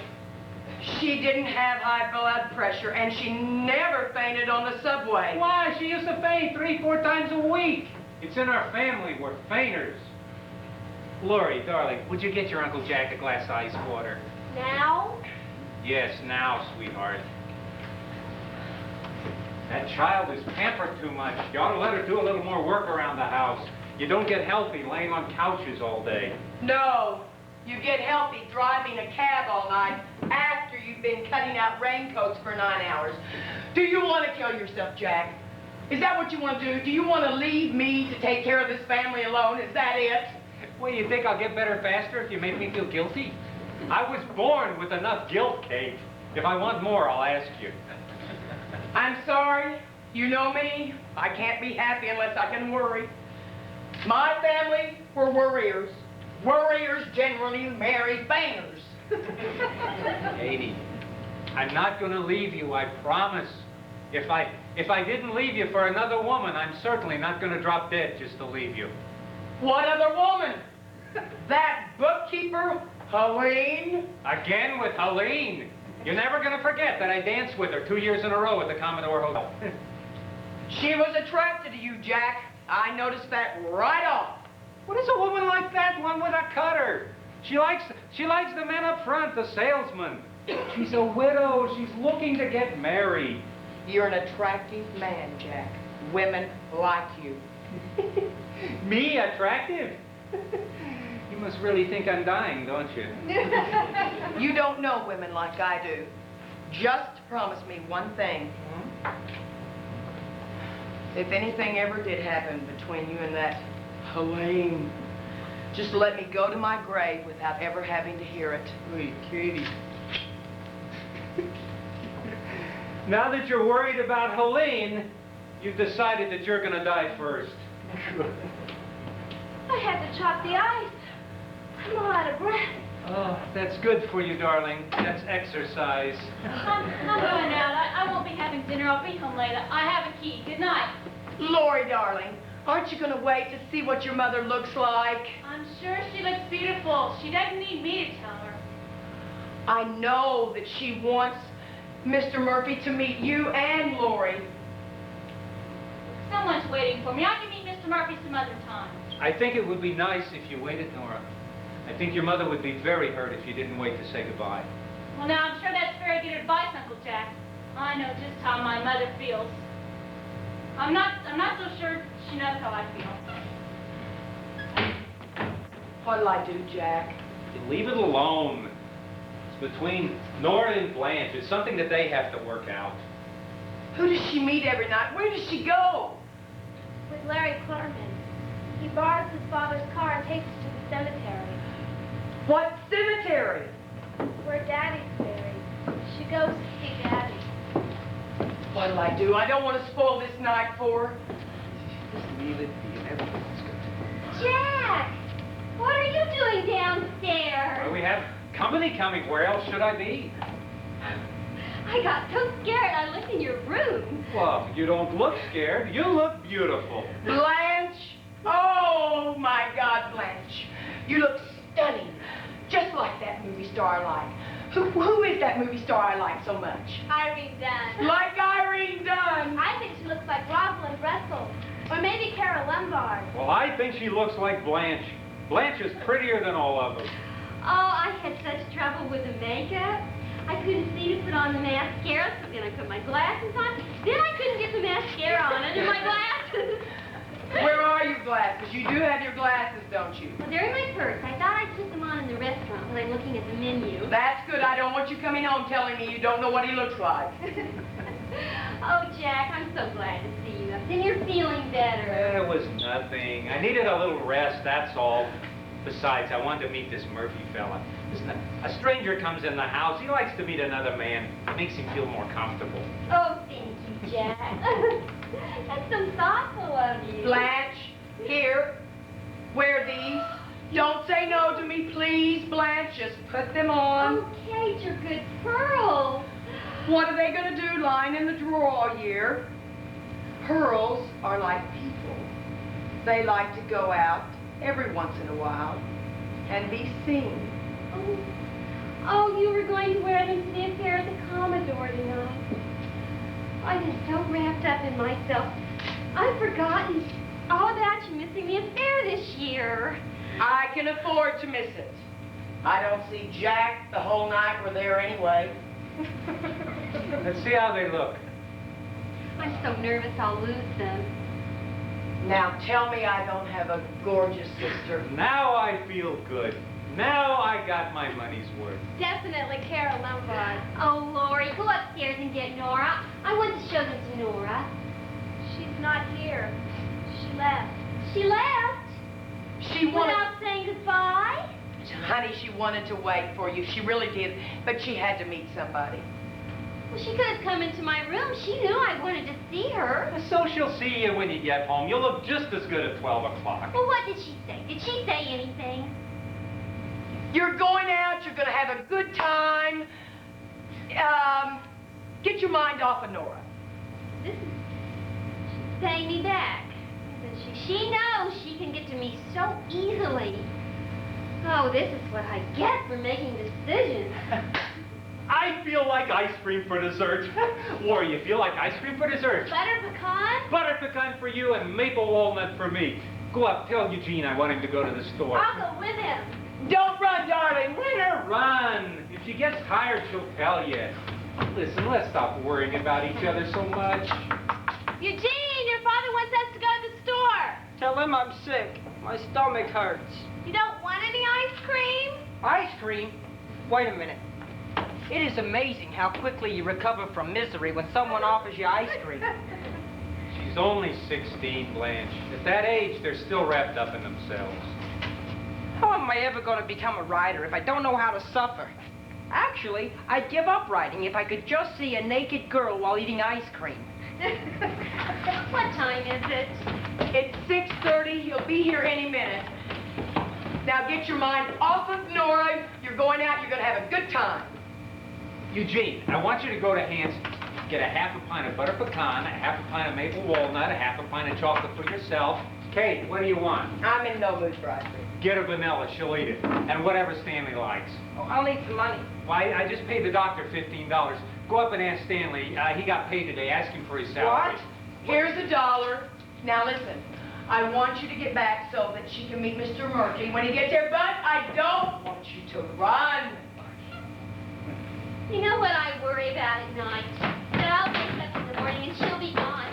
To Boston or Philadelphia or God knows where. Look how the woman's going out on a date. Is that what you're going to talk about? He'll be drinking in 5 minutes. Oh, do you think so? Well, what'll I do if he gets drunk? You'll come straight home. That's what you'll do. Do you have money? Do you have car fare? No, I didn't take anything. Wait here. I'll go up and get $5 from Stanley. Now I have something else to worry about. I could use a cup of hot tea. Oh, sit there, Jack. I'll make it. Fine, we'll both make it. You keep me company. We can hear the bell from the kitchen. Stanley, are you in there? Why don't you open a window? You never get enough air in here. Stanley, I need $5 for Aunt Blanche. Did you get paid today? Yes, I got paid today. Well then, please take out the envelope and give me the money. I don't have it. You don't have the envelope? I don't have the money. What do you mean you don't have the money? I mean, I don't have it. It's gone. It's gone? Gone where, Stanley? It's just gone. I don't have it. I can't get it back. I'm sorry. There's nothing I can do about it now. Just don't ask me any more questions. What do you mean, don't ask you any more questions? I want to know what happened to $17, Stanley. If I tell you, you'll tell Pop. I know you'll tell Pop. Why shouldn't I tell your father? Why, Stanley? I want to know what happened to that money. I gambled it. I lost it playing poker, all right? You happy? Are you satisfied now?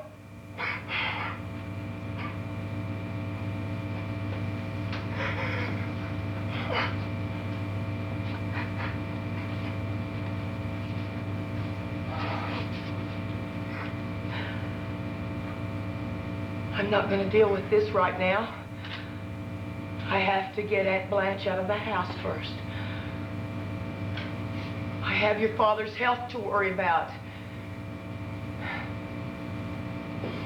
You're going to sit here in this room and you're going to think of the story. You were robbed. Someone stole the money. I don't care who, I don't care where. But that's what you're going to tell your father downstairs. Because if you tell that man the truth, you'd kill him as sure as I'm sitting here.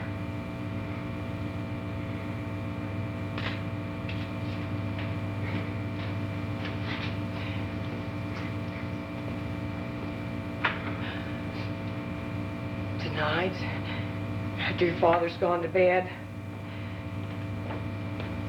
you'll meet me in the kitchen. And we'll deal with this alone.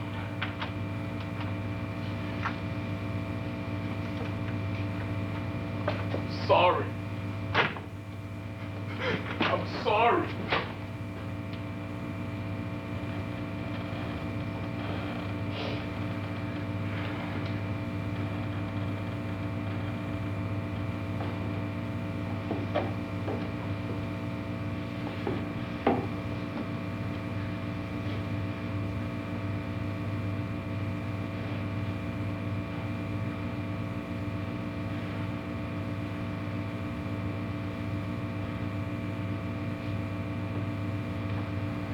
I left my purse in here without my glasses, I'm afraid, before the tea. Well, Kate, what's wrong? What's the matter? Nothing, I'm just all nervous today. Oh, you're just worried about Jack. He shouldn't have come downstairs. He knows he's not supposed to be up. I don't know why he thinks he needs doctors. He doesn't listen to them anyway. Oh, I shouldn't have asked Mr. Murphy over. That's the only reason he came down. Blanche, it's not just Mr. Murphy. It's Stanley. It's Eugene. everybody. Oh, I'm sorry about Nora. Jack told me what she said before she left. Why don't you get your purse, Blanche? You'll be here any minute. Kate, did Nora say anything to hurt you? I know she's been very difficult these last few days. Why is it always your Nora? Why is it always your troubles? Do you think you're the only one in this world who has problems? We all have problems, Blanche. We all get our equal share. I'm sorry. Forgive me, Kate. I'm sorry. I don't know. Maybe you're stronger than I am. You survived Dave's death. I don't know if I can handle it if anything happens to Jack. Well, nothing's going to happen to him. He'll be all right. He's a young man still. He's strong.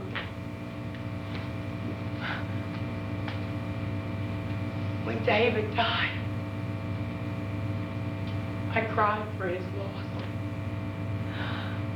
I was so angry at God for taking such a young man.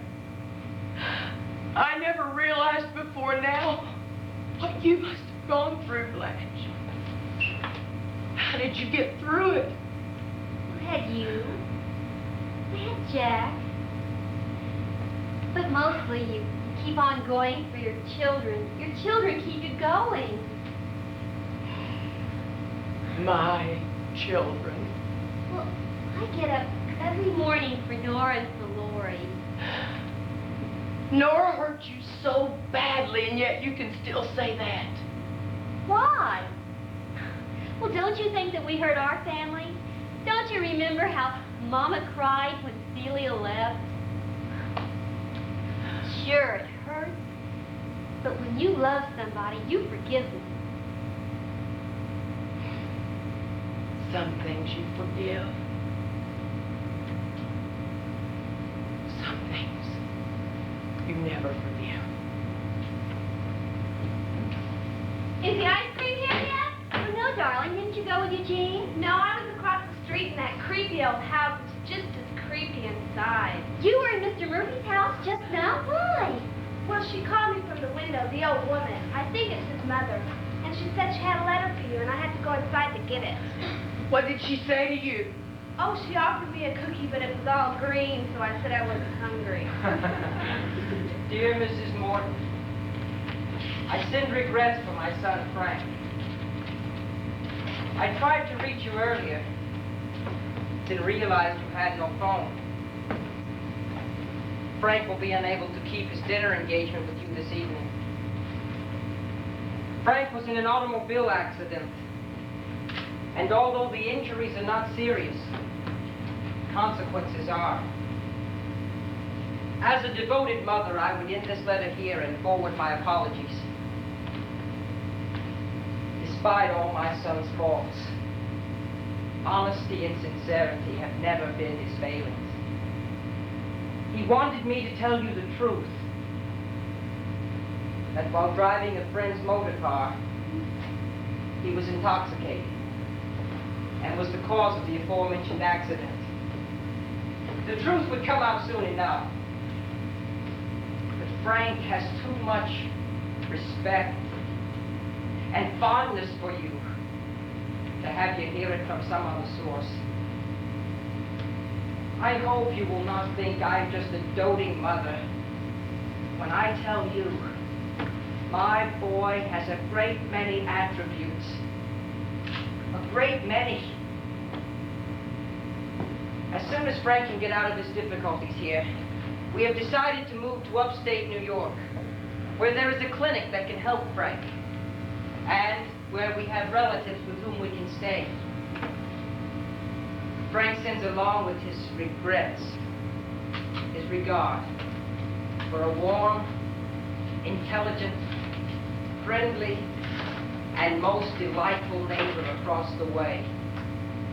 Yours most sincerely, Mrs. Matthew Murphy. What is it, Blanche? Not coming. Dad's in the hospital. It was a sad letter, all right, but it sure was well written. Maybe I should have been born in Ireland.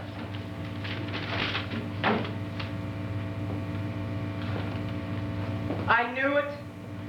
I tried to warn you from the very beginning. Why is he in the hospital?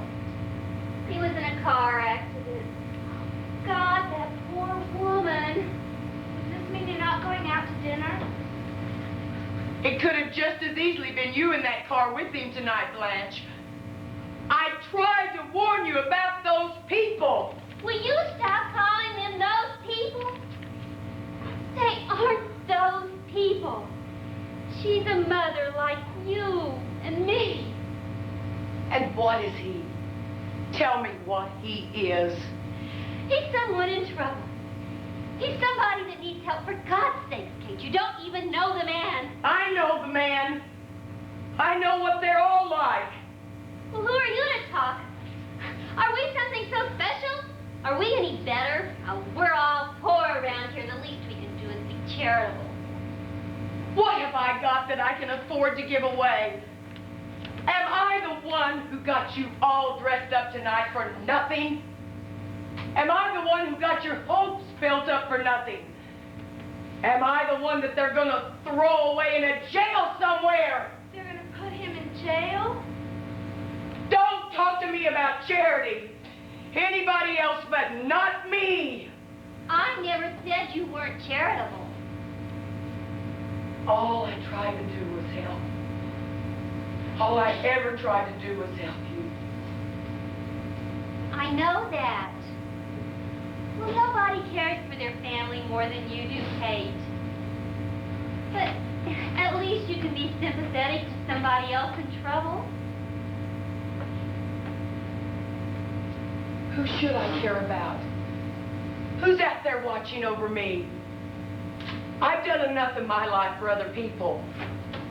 You know what I'm talking about. No, I don't. Well, say what you mean, Kate. What people? You see Papa when he was sick. Everybody, don't you dare ask me what people. How many beatings did I take from Mama for the things that you did? How many dresses did I go without so that you could look like somebody when you went out? I was the workhorse, and you were the pretty one. You have no right to talk to me like that, no right at all. This is all about Jack, isn't it? You're blaming me for what happened.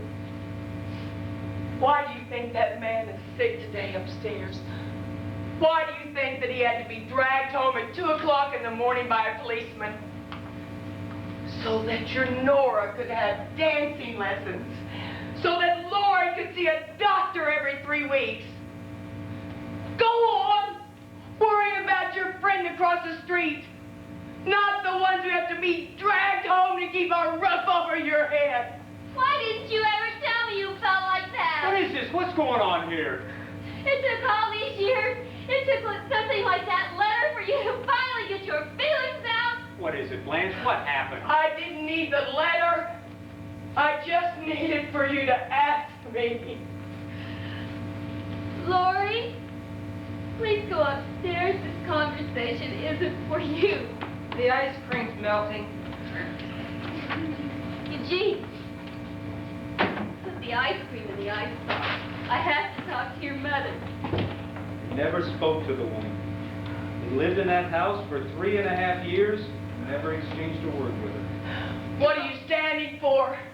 If you're going to be up, at least sit in the chair, Jack. If I could pack Nora and Lori up and take them out of this house tonight, I would. But I can't. I have no place to take them. Blanche, what are you talking about? Don't say such things.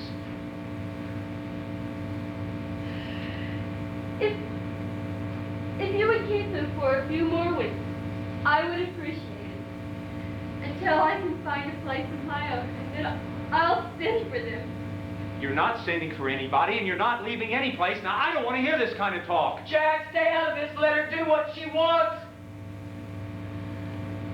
I have a friend in Manhattan Beach. I'll stay with her for a few days. And then I'll find a job. I'll do anything anybody asks me. But I will never be a burden to anyone again. Blanche, stop it. Stop it right now. What the hell's going on here, for God's sake?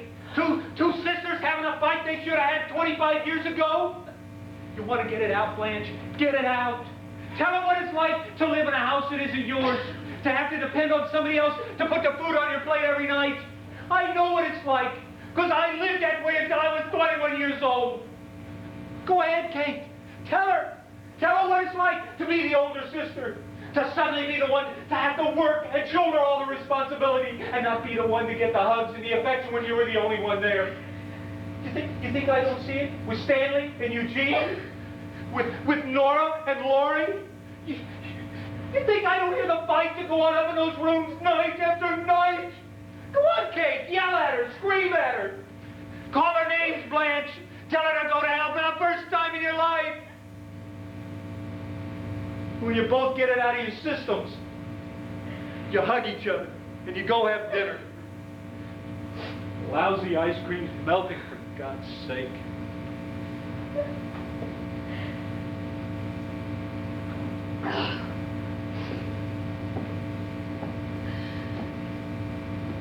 I love you both very much. I could never stop loving you, no matter what she said to me. But I have to get out now. So I still have some self-respect left. Sometimes I think the only thing that people like us really own is our dignity.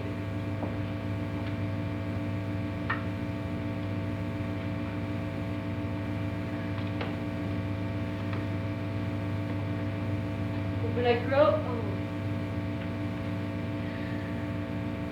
I would like to have as much dignity as Mrs. Matthew Murphy across the street.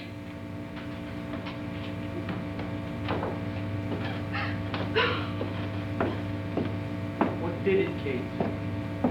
Something terrible must have happened to you tonight for you to behave like this. It wasn't Blanche.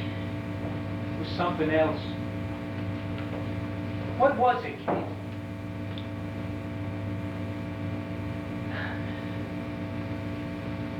Tell the kids to go down in 5 minutes.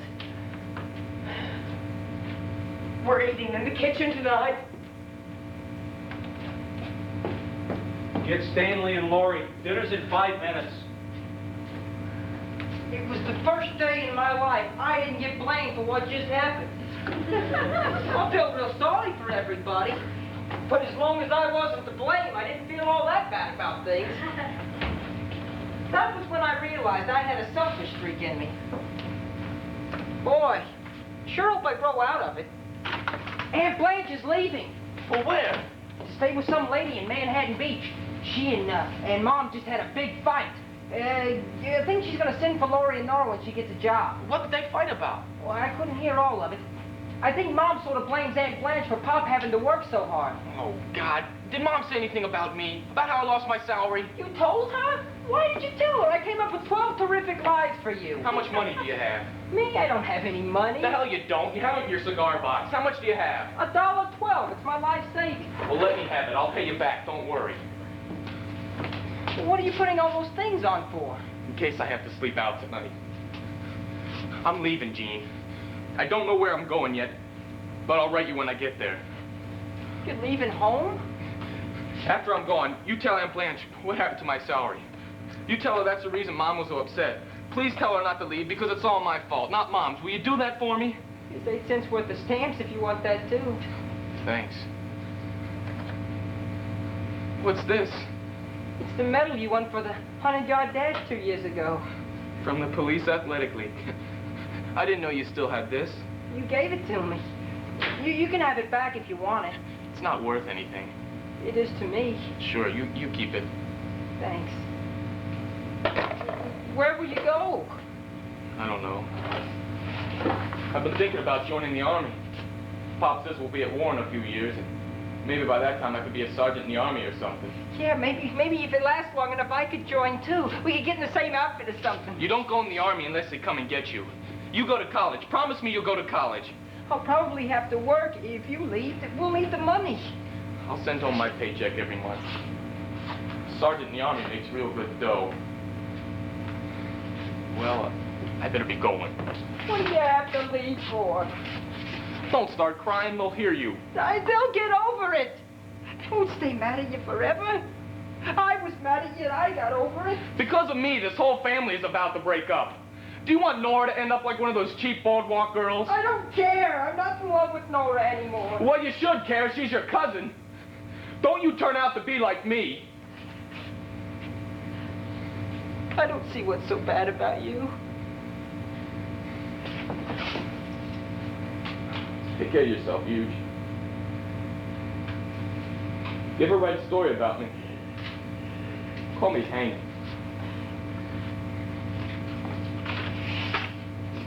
I've always liked the name Hank.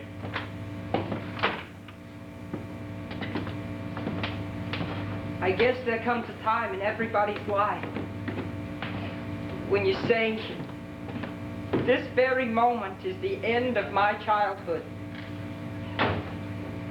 When Stanley closed the door, I knew that moment had come to me.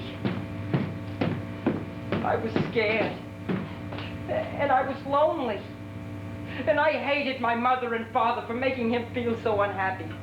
Even if they were right, I still hated them. I even hated Stanley a little for leaving me there to grow up all by myself. Lori, Eugene, it's time for dinner. We're not waiting all night. And I hated her for leaving his name out when she called us for dinner. I don't think parents really know how cruel they can be sometimes. At dinner, I tried to tell them about Stanley, but I just couldn't get the words out. I left the table without even having my ice cream.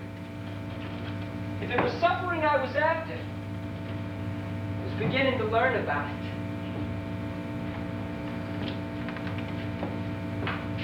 It's 10 o'clock. Where's Stanley so late? Never mind, Stanley. You should have been in bed an hour ago.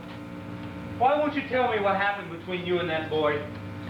It's late, Jack. I'm tired. I've had enough to deal with for one day. I want him to go to the temple with me Saturday. They stop going 3 or 4 weeks. They forget their religion altogether. The house became quieter than I had ever heard it before. Aunt Blanche was in her room packing, and Mom and Pop were in their room. And I had to talk to somebody, or else I'd go crazy. I didn't have much choice. Lori, it's me, Eugene. Can I come in? What do you want? I'm reading. Just want to talk to you. I didn't say yes, did I? Well, I'm already in, so it's too late. What are you reading? The Citadel by A.J. Cronin. I read it. It's terrific.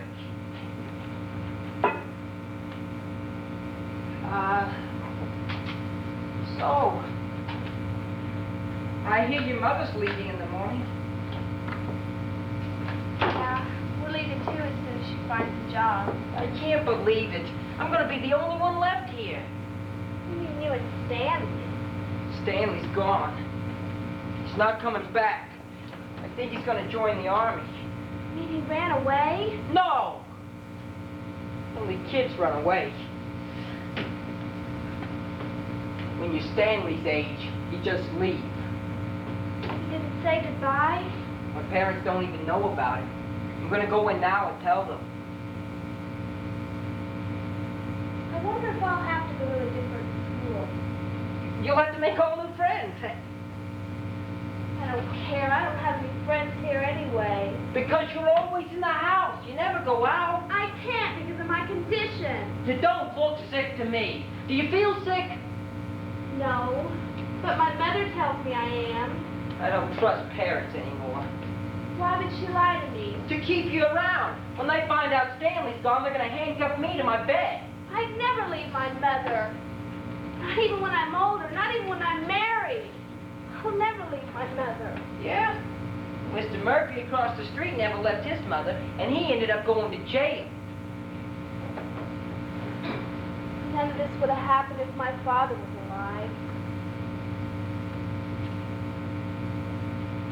How did you feel when he died? I don't remember. I cried a lot because I saw my mother crying. I would hate it if my father died. Especially with Stanley gone. We'd probably have to move out of this house. Well, then you and your mother could come and live with us. So if we all end up living together, what's the point in breaking up now? I don't know. I have to finish reading. You don't get too far talking to Lori. Sometimes I think that flutter in her heart is really in her brain. I went into the room and broke the news about Stanley. The monumental news that their eldest son had run off, probably to be killed in France fighting for his country. My mother said, go to bed. We'll be home when it gets cold out. I couldn't believe it. Their own son. That was when I suspected Stanley and I were adopted. Finally they went to bed and I waited out front until it got cold. But Stanley never showed up.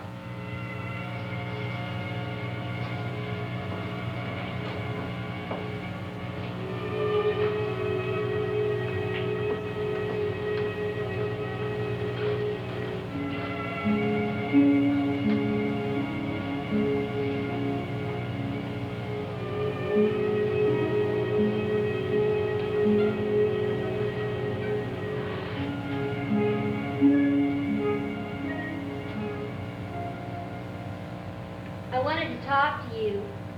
Now it's late. I know it's late. We could have talked earlier if you didn't wait until 12 o'clock at night to come home. How was your dinner? I didn't go. Mr. Murphy was in an accident. Oh, I'm sorry. Is he all right? Oh, he has his problems, like the rest of us. Nora, I was very hurt tonight that you left without saying goodbye. I was late. Someone was waiting for me. So was I. You knew it was important to me. I'm not feeling very well.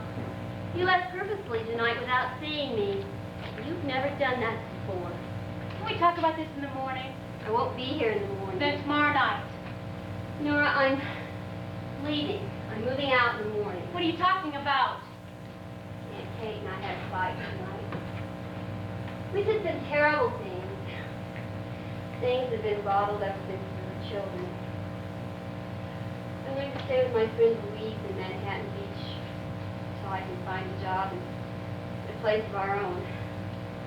Then I'll send for you and Lori. I can't believe it. You mean it's all right for you to leave us, but it wasn't all right for me to leave you? I was never concerned about your leaving me. I was worried about your future. It was my future. Why couldn't I have something to say about it? Maybe I was wrong. I don't know. I never made the family decisions. Your father did. Well, Aunt Kate was right about one thing. Everybody's always taking care of me. My mother, sisters, your father, even you and Lori. I've been a very dependent person all of my life. Maybe that's all I'm asking for, to be independent. You earn your independence. You don't take it at the expense of others. Would that job even have been offered to you if someone in this family hadn't paid for those dancing lessons and kept a roof over your head and clothes on your back? If anybody pays Uncle Jack back, it'll be me, doing God knows what. But I'll steal before I let my daughter show that man 1 ounce of ingratitude or disrespect. So I have to pay for what you couldn't do with your own life. I have to give it to one chance I may never get again. Is that it? What right do you have to judge me? That's you. I can't even talk to you. I don't accept you. I have tried so hard to get close to you, but there was never any room. Whatever you had to give, you went to Daddy. And when he died, whatever was left, he gave. You gay! What, Nora? Finish what you were going to say. I have been jealous my whole life of Lori. Because she was lucky enough to be born sick. I could never read in my room at night or turn on a light because Lori always needed her precious sleep. I could never have a friend over on the weekends because Lori was always resting. I used to pray I'd get some terrible disease or get hit by a car and have a leg that was all twisted or crippled. And then once, maybe just once, I would get to crawl in bed with you on a cold rainy night and talk to you and hold you until I fell asleep in your arms. Just once. Oh my God, Nora, is that what you think of me? Is it any worse than what you think of me?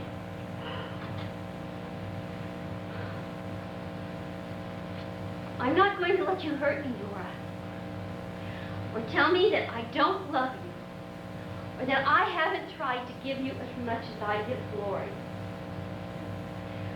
I'm not going to be a doormat for all the frustrations and anger that you or Aunt Kate or anybody else wants to lay at my feet. I did not create this universe.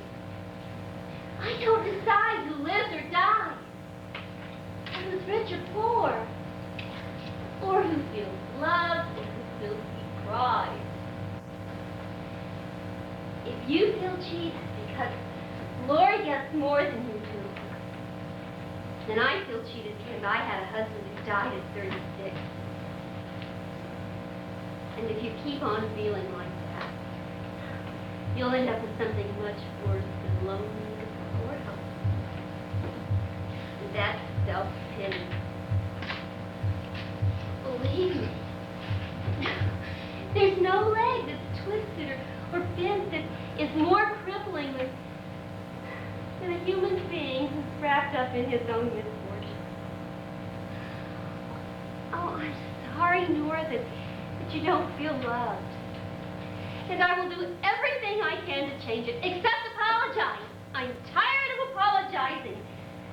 Well, pretty soon, it gets to be your life's work, and it doesn't bring any money into the house. It has taken your pain and Kate's anger to make me start living again. And God will give me the strength to make it up to you. But I won't go back to being that helpless, frightened woman I created.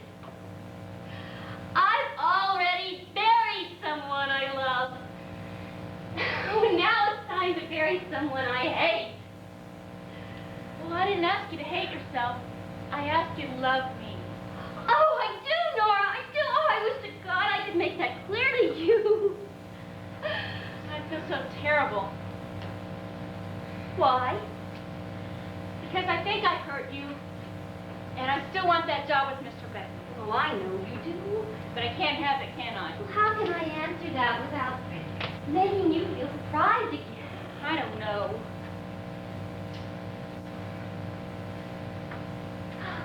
Maybe you just did. Oh, I hope so, Nora. I hope to God it's so. I heard voices downstairs. I didn't know who it was. Oh, I'm sorry if we woke you. Go to bed, Nora. We'll talk in the morning. All right. Good night, Aunt Kate. She all right? Yes? She's not angry anymore? Oh, no, Kate. Nobody's angry anymore.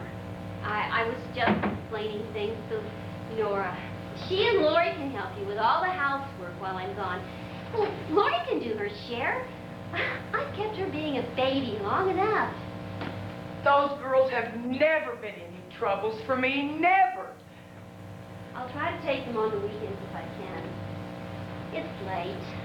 We both could use a good night's sleep. Blanche, don't go. Please. I feel badly enough for the things that I said. Don't make me feel any worse by leaving. Well, everything you said tonight's true. I just wish to God you'd said it years ago. But if you go, who will I have to talk to with every day? I don't have any friends in the neighborhood. Even the Murphys across the street are leaving. Kate, there's never been a cross word between us. And as God is in our heaven, there'll never be another one.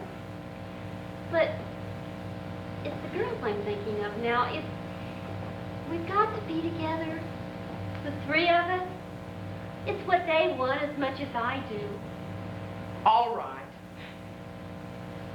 But jobs are hard to find. You don't have one yet. Apartments are expensive. While you're looking, why do you have to stay with strangers in Manhattan Beach? Louise isn't a stranger. She's a good friend. To me, good friends are strangers. But sisters are sisters. Well, I'm afraid of becoming comfortable here. If I don't get out now, when will I ever do it? The door is open. Go whenever you like. When you've got the job, when you find the apartment, I'll help you move. I can even help you look. I work very well with landlords. Oh, you wouldn't mind doing that. Oh, honey, they see a woman all alone coming, they take advantage. I'll even check and see what they're asking for the Murphy place. It could be expensive. She never cleaned it. How independent can I become if I move across the street from you? Far enough away to close your own door at night, and close enough so that I won't feel so lonely. Okay, if I lived on the moon, I'd still be close to you. Oh, I've got to go tell Jack. He made me promise that if I didn't come up with some good news, he wouldn't go to sleep. Oh, suddenly I feel so hungry. Why, of course. You never did have dinner. Come on, I'll fix you some scrambled eggs. I'll make it. I'm an independent woman now. With your eyes, you won't get the eggs in the pan.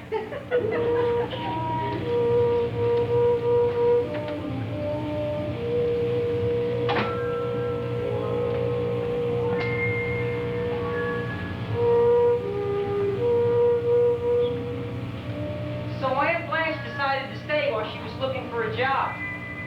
Nora went back to school the next morning, gave me a big smile, and her legs looked as creamy white as ever. Lori was asked to take out the garbage, but she quickly got a flutter in her heart, so I had to do it. Life was back to normal. Eugene, go back to Greenblatt's and get me some flour. How much, a teaspoonful? Stanley didn't come home that night. And even though Mom didn't say anything, I could tell she was plenty worried. She told Pop how Stanley lost the money playing poker, and from the sounds coming out of their room, I figured Stanley should forget about the Army and try for the Foreign Legion. But then, all of a sudden, the next night, about dinner time, he came back. I was never so happy to see anyone in my whole life. Hi, Stan! Hi. Where's Mom and Pop? Mom's in the kitchen cooking and Pop's upstairs with the prayer book. I guess they figured if God didn't bring you home, maybe her potato pancakes would.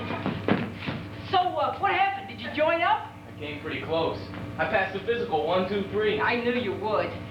They were giving me cigarettes, donuts, the whole sales pitch. I mean, they really wanted me. I'll bet. Just as I was about to sign my name, I stopped cold and put down the pen. Said, sorry, maybe some other time, and walked out. How come? I couldn't do it to Pop. Right now, he needs me more than the Army does. And I knew Mom didn't really mean it when she said she couldn't forgive me for losing the money. But if I walked out on the family now, maybe she never would. Gee, I thought you'd be halfway to training camp by now.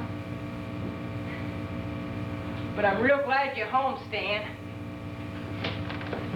Eugene, I need a pint of sweet cream and some more sugar. Stan's home. Hi, Mom. Make that a 2-pound bag of sugar. I want to make a chocolate cake. A 2-pound bag from Greenblatt's? I'll need identification.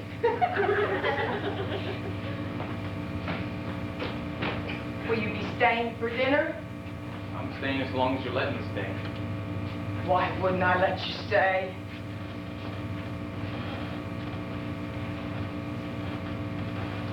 This is your home.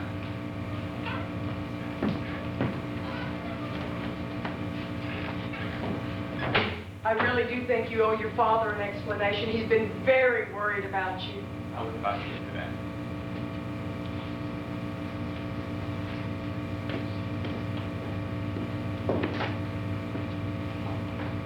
Hi, Pop. How you feeling? Sorry about not coming home last night. I just didn't know how to tell you about the money. I know it doesn't help to say I'll never do it again, because I won't, never. I promise.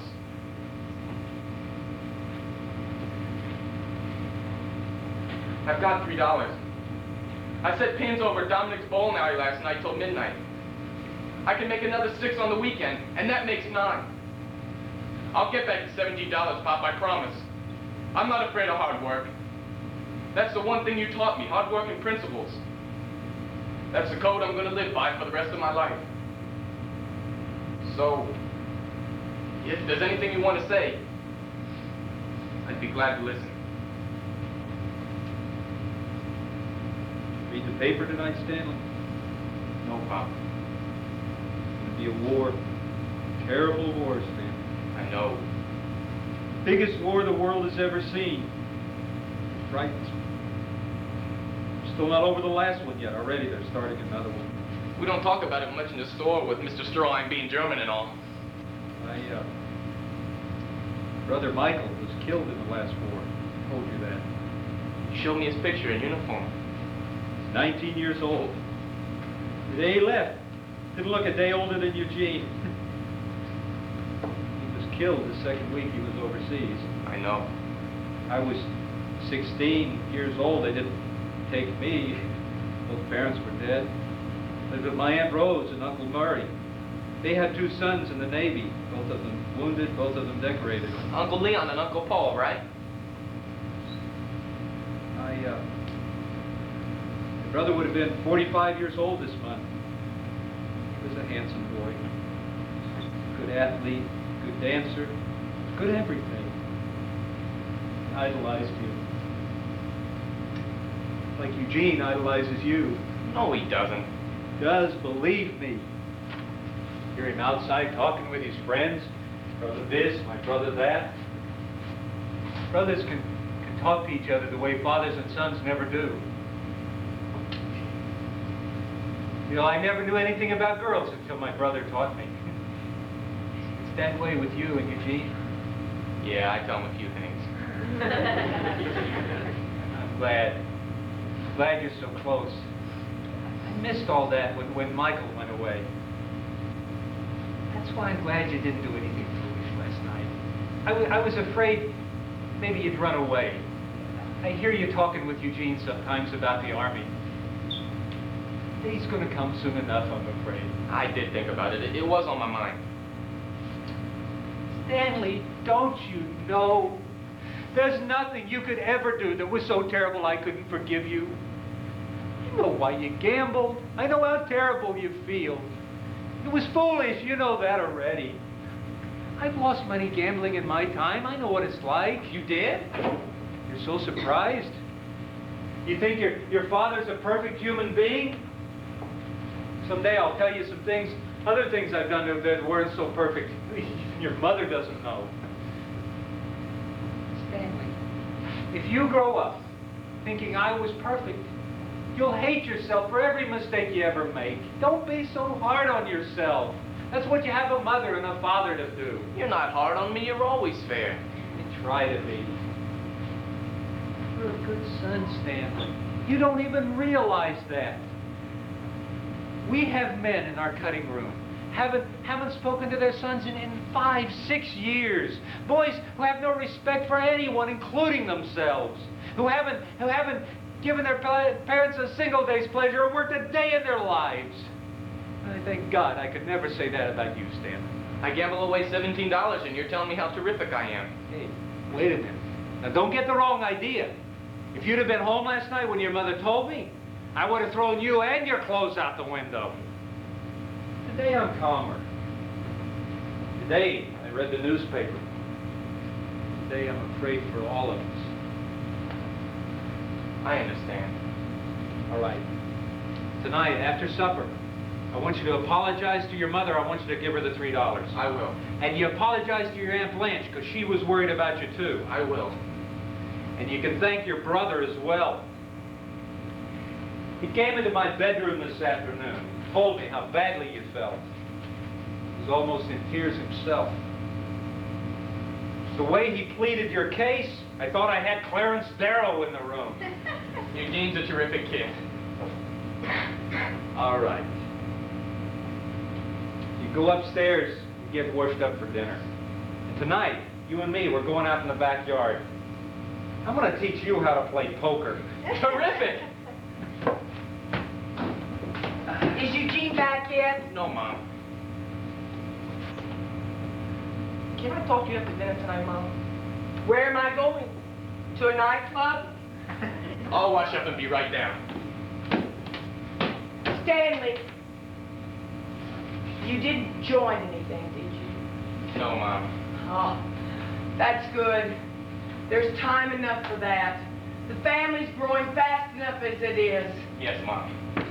All right. Everything is all right. Who said it wasn't? Didn't I tell you he'd be home?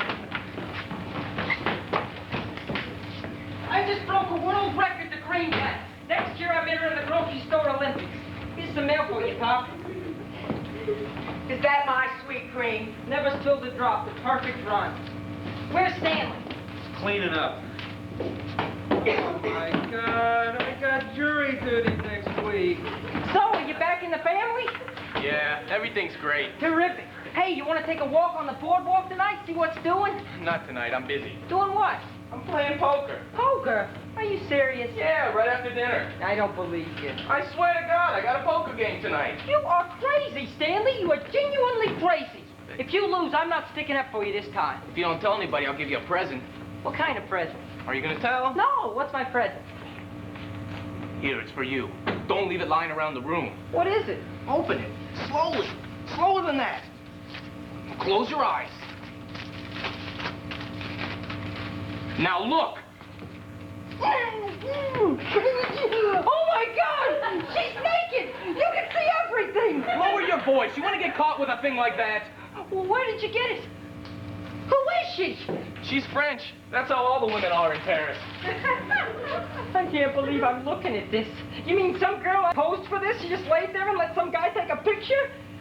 Nora, Lori, time for dinner. It belongs to the guy who owes me $2.50. I can keep it till he pays me back. Let him keep it for a while. Just let him keep it for a while. That's my appreciation for being a good buddy. Anytime you need a favor, Stanley, just let me know. Put it in a safe spot. Come on, it's dinner. In a minute. I'll be down in a minute. Kate! Where's Kate? What is it? You're running. Well, you're always running. It's a letter from London. My cousin showed them they got out. They got out of Poland. They're free, Kate. Thank God. His wife, his mother, all 4 children. They're sailing for New York tomorrow. They'll be here in a week. In a week? Do they speak any English? I don't know, a few words maybe. They had to sell everything. They took only what they could carry. Where will they stay? I don't know. I'll have to discuss it with the family. Some with Uncle Leon, some with Uncle Paul. With us. We'll set up beds in the dining room. It's much easier to eat in the kitchen anyway. And the little ones can stay with Lori. And Nora can sleep with me. Of course, Mama. And don't worry about money, Pa. I'm going to hit Mr. Strawine for that raise. They got out. That's all that's important. They got out. Eugene! Hurry up, we're all waiting for you. I'll be right down. I have to write something down first. October the 6th, 6:35 p.m. A momentous moment in the life of I, Eugene Morris Jerome. I have seen the golden palace of the Himalayas. Puberty is over.